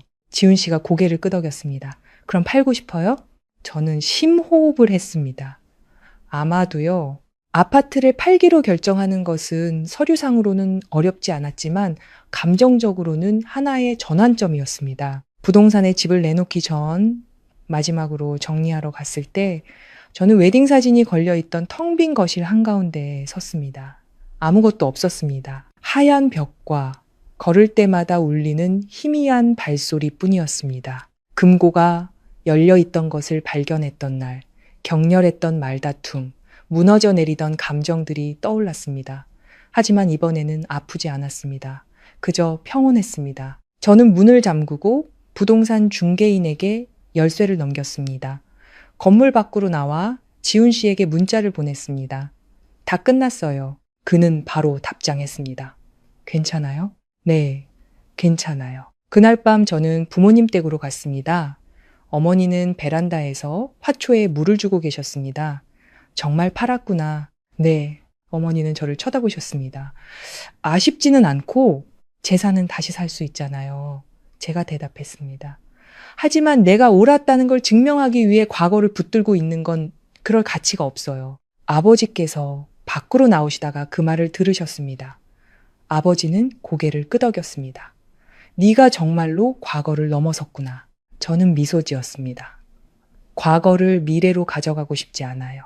어머니가 물뿌리개를 내려놓으셨습니다. 그래서 지훈이라는 그 친구는 어떻게 생각하니? 저는 어머니를 쳐다봤습니다. 그 사람 앞에서는 제 자신을 방어할 필요가 없다고 느껴져요. 어머니는 고개를 끄덕였습니다. 그럼 됐다. 일주일 후 지훈 씨는 저를 자신의 집으로 데려갔습니다. 그의 가족은 부유하지는 않았지만 따뜻하고 화목했습니다. 그의 어머니는 문을 열고 저를 보더니 온화하게 웃으셨습니다. 네가 서윤이구나. 네. 그분은 제 손을 잡고 안으로 이끄셨습니다. 식사는 단출했고 쏟아지는 질문이나 꼬치꼬치 캐묻는 분위기도 없었습니다. 식사 후 지훈 씨의 어머니는 저를 부엌 한쪽으로 데려가셨습니다. 지훈이한테 네가 이혼한 적 있다는 얘기 들었다. 저는 고개를 끄덕였습니다. 말하고 싶지 않으면 안 해도 된다. 그분이 말씀하셨습니다. 다만 이 집에서는 아무도 네 과거를 가지고 너를 평가하지 않을 거라는 것만 알아줬으면 좋겠구나. 눈시울이 뜨거워졌습니다. 감사합니다, 어머님. 그분은 저를 쳐다보셨습니다. 여자한테 가장 중요한 건 자기를 존중해주는 사람을 만나는 거야. 저는 왜 지훈 씨가 그렇게 침착하고 평온한 사람인지 알 것 같았습니다. 그는 존중을 아는 가정에서 자라났던 것입니다. 그날 밤 서울로 돌아오는 길에 지훈 씨는 길가에 차를 세웠습니다. 두렵지 않아요? 그가 물었습니다. 뭐가요? 만약 언젠가 저도 실수를 저지르면요? 저는 그를 쳐다봤습니다. 실수할 수 있죠. 지훈 씨는 살짝 미간을 찌푸렸습니다. 하지만 숨기지는 마세요. 제가 말을 이었습니다. 관계를 죽이는 건 실수가 아니에요. 숨기는 게 관계를 죽이는 거죠. 지훈 씨는 제 손을 잡았습니다. 약속할게요. 저는 그의 손을 바라보며 결혼식 날 준영 씨가 잡았던 손을 떠올렸습니다. 비교하지 않았습니다. 각자의 사람은 각자의 교훈이었습니다. 한 달 후 준영 씨가 다시 문자를 보냈습니다. 서윤아, 인천집 팔고 부산에서 다시 시작하려고 해. 미래가 어떻게 될지는 모르겠지만 내 인생 가장 큰 교훈을 줘서 고맙다고 말하고 싶었어. 저는 문자를 읽었지만 마음은 잔잔했습니다. 몸 잘 챙겨요 라고 답장하고 저는 그와의 대화 기록을 삭제했습니다. 분해서가 아니라 더 이상 간직할 필요가 없었기 때문이었습니다. 그날 밤 저와 지훈 씨는 새로 산 아파트의 베란다에 앉아 있었습니다. 그 집은 제가 예전 집을 판 돈으로 대출 없이 공동명의 없이 산 집이었습니다. 당신 변한 것 같아요? 지훈 씨가 물었습니다. 성숙해진 것 같아요. 누구 덕분에? 실수 덕분에요.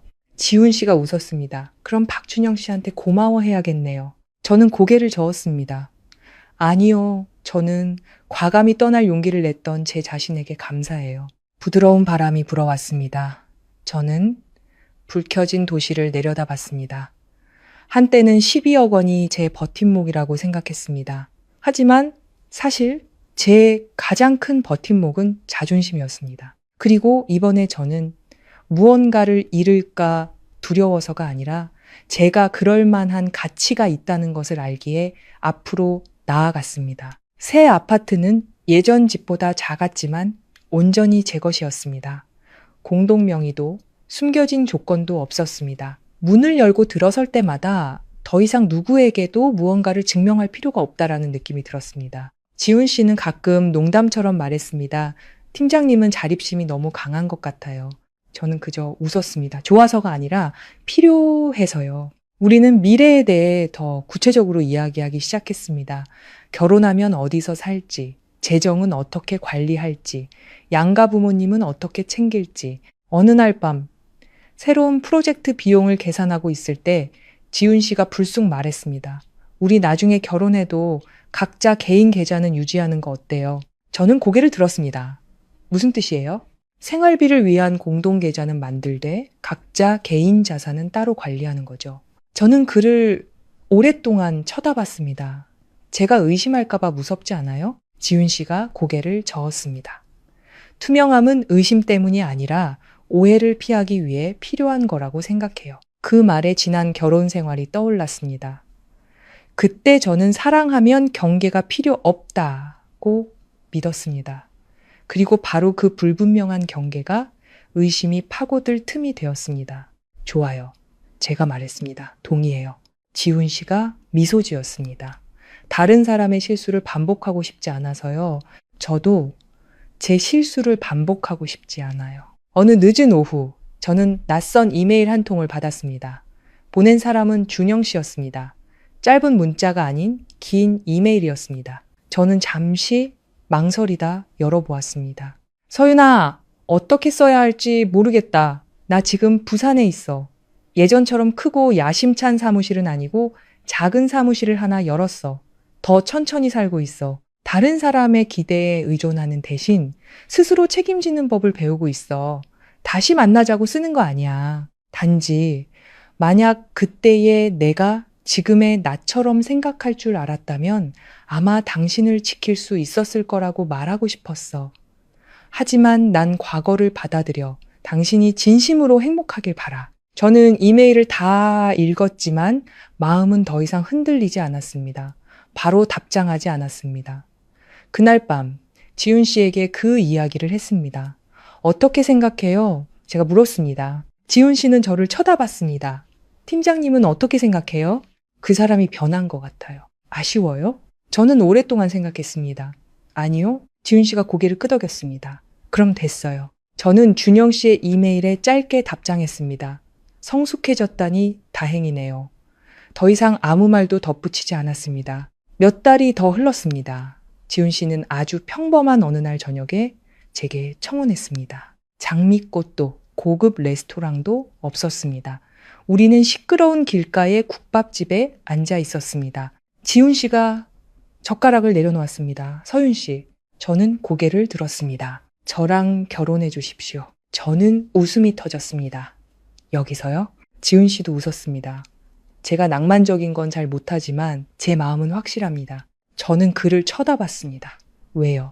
팀장님 앞에서는 제가 모든 걸 솔직하게 말할 수 있을 것 같아서요. 그 대답에 저는 잠시 말을 잃었습니다. 열린 금고 앞에서 잠 못 이루던 밤들, 중요한 결정에서 소외되었던 그 느낌이 떠올랐습니다. 그리고 저는 눈앞의 남자를 보았습니다. 완벽하지는 않지만 숨기지는 않는 남자. 좋아요. 제가 말했습니다. 지훈 씨는 안도의 한숨을 쉬었습니다. 다이아몬드 반지 필요 없어요? 필요 없어요. 제가 웃었습니다. 저는 명확함이 필요해요. 어머니께 그 소식을 전했을 때 그분은 잠시 침묵하셨습니다. 정말 확신하는 거니? 네. 어머니는 저를 쳐다보셨습니다. 이번에는 떨리지 않는구나. 이번에는 꿈으로 시작하는 게 아니니까요. 아버지는 고개를 끄덕였습니다. 그럼 네가 드디어 그 교훈을 다 배웠구나. 저는 웃었습니다. 돈에 대한 교훈이 아니라 한계에 대한 교훈이었어요. 저와 지훈 씨의 결혼식은 크지 않았습니다. 가족과 몇몇 친한 친구들만 초대했습니다. 예식이 시작되기 전 저는 대기실 거울 앞에 서서 제 모습을 비춰보았습니다. 저는 더 이상 3년 전의 그 신부가 아니었습니다. 사랑이 모든 것을 지켜줄 것이라고 믿던 순진한 눈빛은 사라졌습니다. 저는 평온하게 식장으로 걸어 나갔습니다. 지훈 씨가 제 손을 잡았을 때 저는 굳건함을 느꼈습니다. 그가 대단한 것을 약속해서가 아니라 아주 작은 것 하나도 숨기지 않았기 때문입니다. 반지를 교환하는 순간 저는 어머니를 생각했습니다. 첫 결혼식 날 그분이 하셨던 당부. 여자는 자기 돈이 있어야 한다. 이제 저는 그 의미를 알았습니다. 돈은 남보다 우위에 서기 위해서가 아니라 부당한 상황에 굴복하지 않기 위해 필요한 것이었습니다. 그리고 이번에 저는 누군가에게 기대기 위해서가 아니라 함께 걷기 위해 결혼했습니다. 예식이 끝난 후 문자를 한 통 받았습니다. 준영 씨였습니다. 행복하길 바라. 저는 화면을 잠시 바라보다 답장했습니다. 고마워요. 더 이상 할 말은 없었습니다.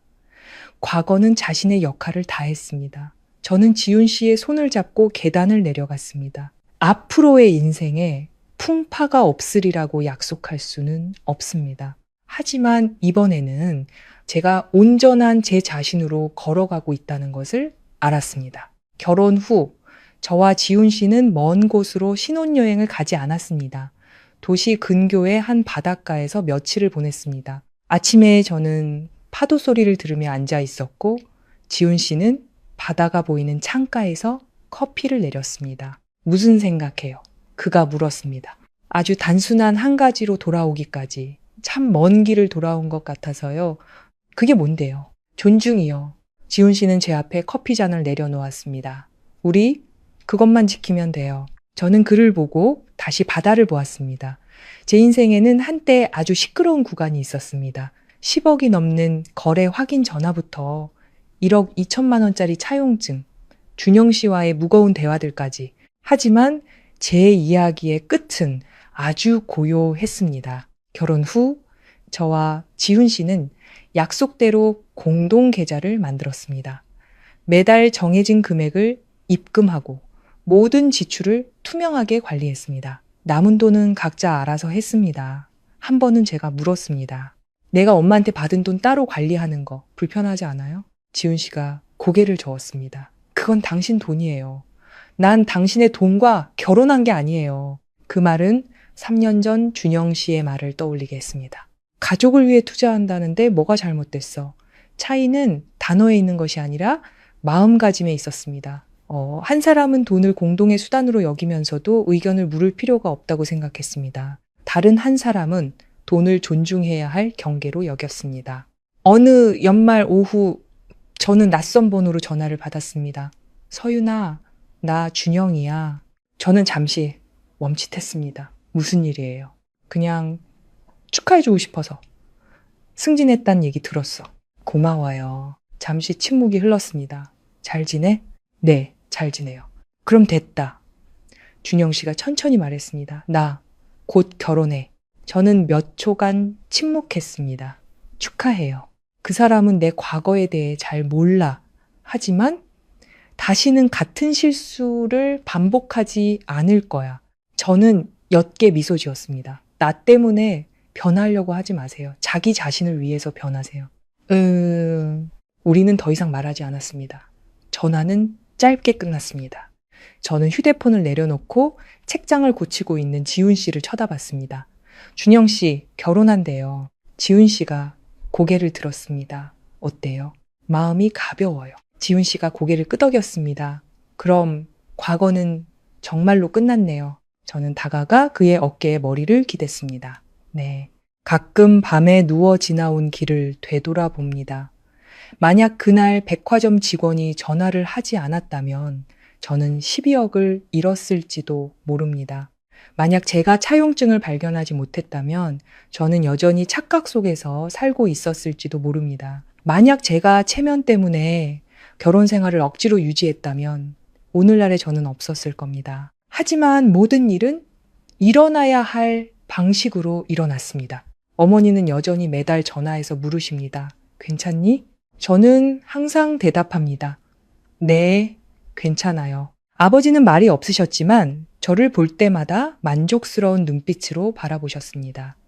한 번은 그분이 말씀하셨습니다. 네가 드디어 네 엄마의 말을 이해했구나. 저는 웃었습니다. 네, 알아요. 자신을 지킨다는 건 모든 사람을 의심하는 게 아니라 어디까지가 내 한계인지를 아는 거였어요. 다음 해에 저는 임신을 했습니다. 임신 테스트기를 손에 들고 저는 지훈 씨에게 말하기 전에 오랫동안 앉아 있었습니다. 그는 저를 보더니 눈을 동그랗게 떴습니다. 정말이야? 응. 지훈 씨는 저를 꽉 안았습니다. 고마워. 저는 웃음을 터뜨렸습니다. 뭐가 고마워요? 나를 믿고 이 아이를 갖기로 결정해줘서. 저는 그를 쳐다봤습니다.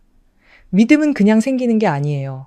당신이 지켜준 거지. 어느 날 오후 새로 이사한 집 거실에 앉아 배를 어루만지며 저는 몇 년 전에 그 12억 원짜리 카드를 떠올렸습니다.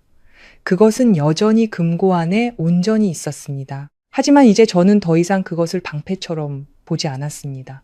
저는 그것을 하나의 기념품처럼 보았습니다. 돈이 사람의 본성을 드러낼 수 있다는 것을, 하지만 결국 자신의 삶을 결정하는 것은 그것을 대하는 자신의 태도라는 것을 일깨워주는 기념품. 만약 그날 제가 침묵을, 양보를, 맹목적인 믿음을 선택했다면 저는 제 자신을 잃었을 겁니다. 하지만 저는 그러지 않았습니다. 저는 자존심이 짓밟혔을 때 떠났고 바로 그 선택이 저를 지금 이곳으로 이끌었습니다. 어느 날 저녁 저와 지훈 씨가 나란히 앉아 있을 때 그가 물었습니다. 만약 우리 딸이 나중에 당신과 같은 일을 겪는다면 뭐라고 말해줄 거예요? 저는 생각했습니다. 사랑하되 원칙을 잊지는 말라고 말해줄 거야. 그리고 돈에 대해서는 돈은 나쁜 게 아니지만 다른 사람이 너를 대하는 방식을 돈이 결정하게 내버려 두지는 말라고 가르쳐 줄 거야. 지훈 씨가 미소 지었습니다.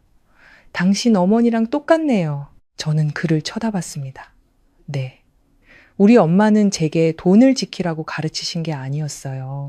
제 자신을 지키라고 가르치셨죠. 밖의 도시는 여전히 시끄럽고 삶은 계속되었습니다.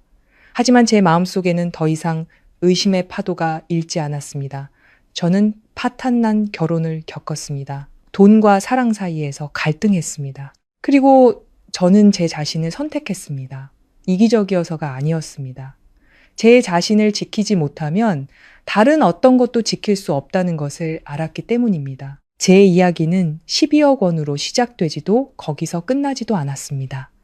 그것은 한 통의 거래 확인 전화로 시작되었고 한 통의 축하 전화로 끝을 맺었습니다. 그 두 통의 전화 사이에 제가 성장하는 법을 배운 여정이 있었습니다. 그리고 이번에 저는 단지 존재하는 것이 아니라 진정으로 살아가고 있다는 것을 알았습니다.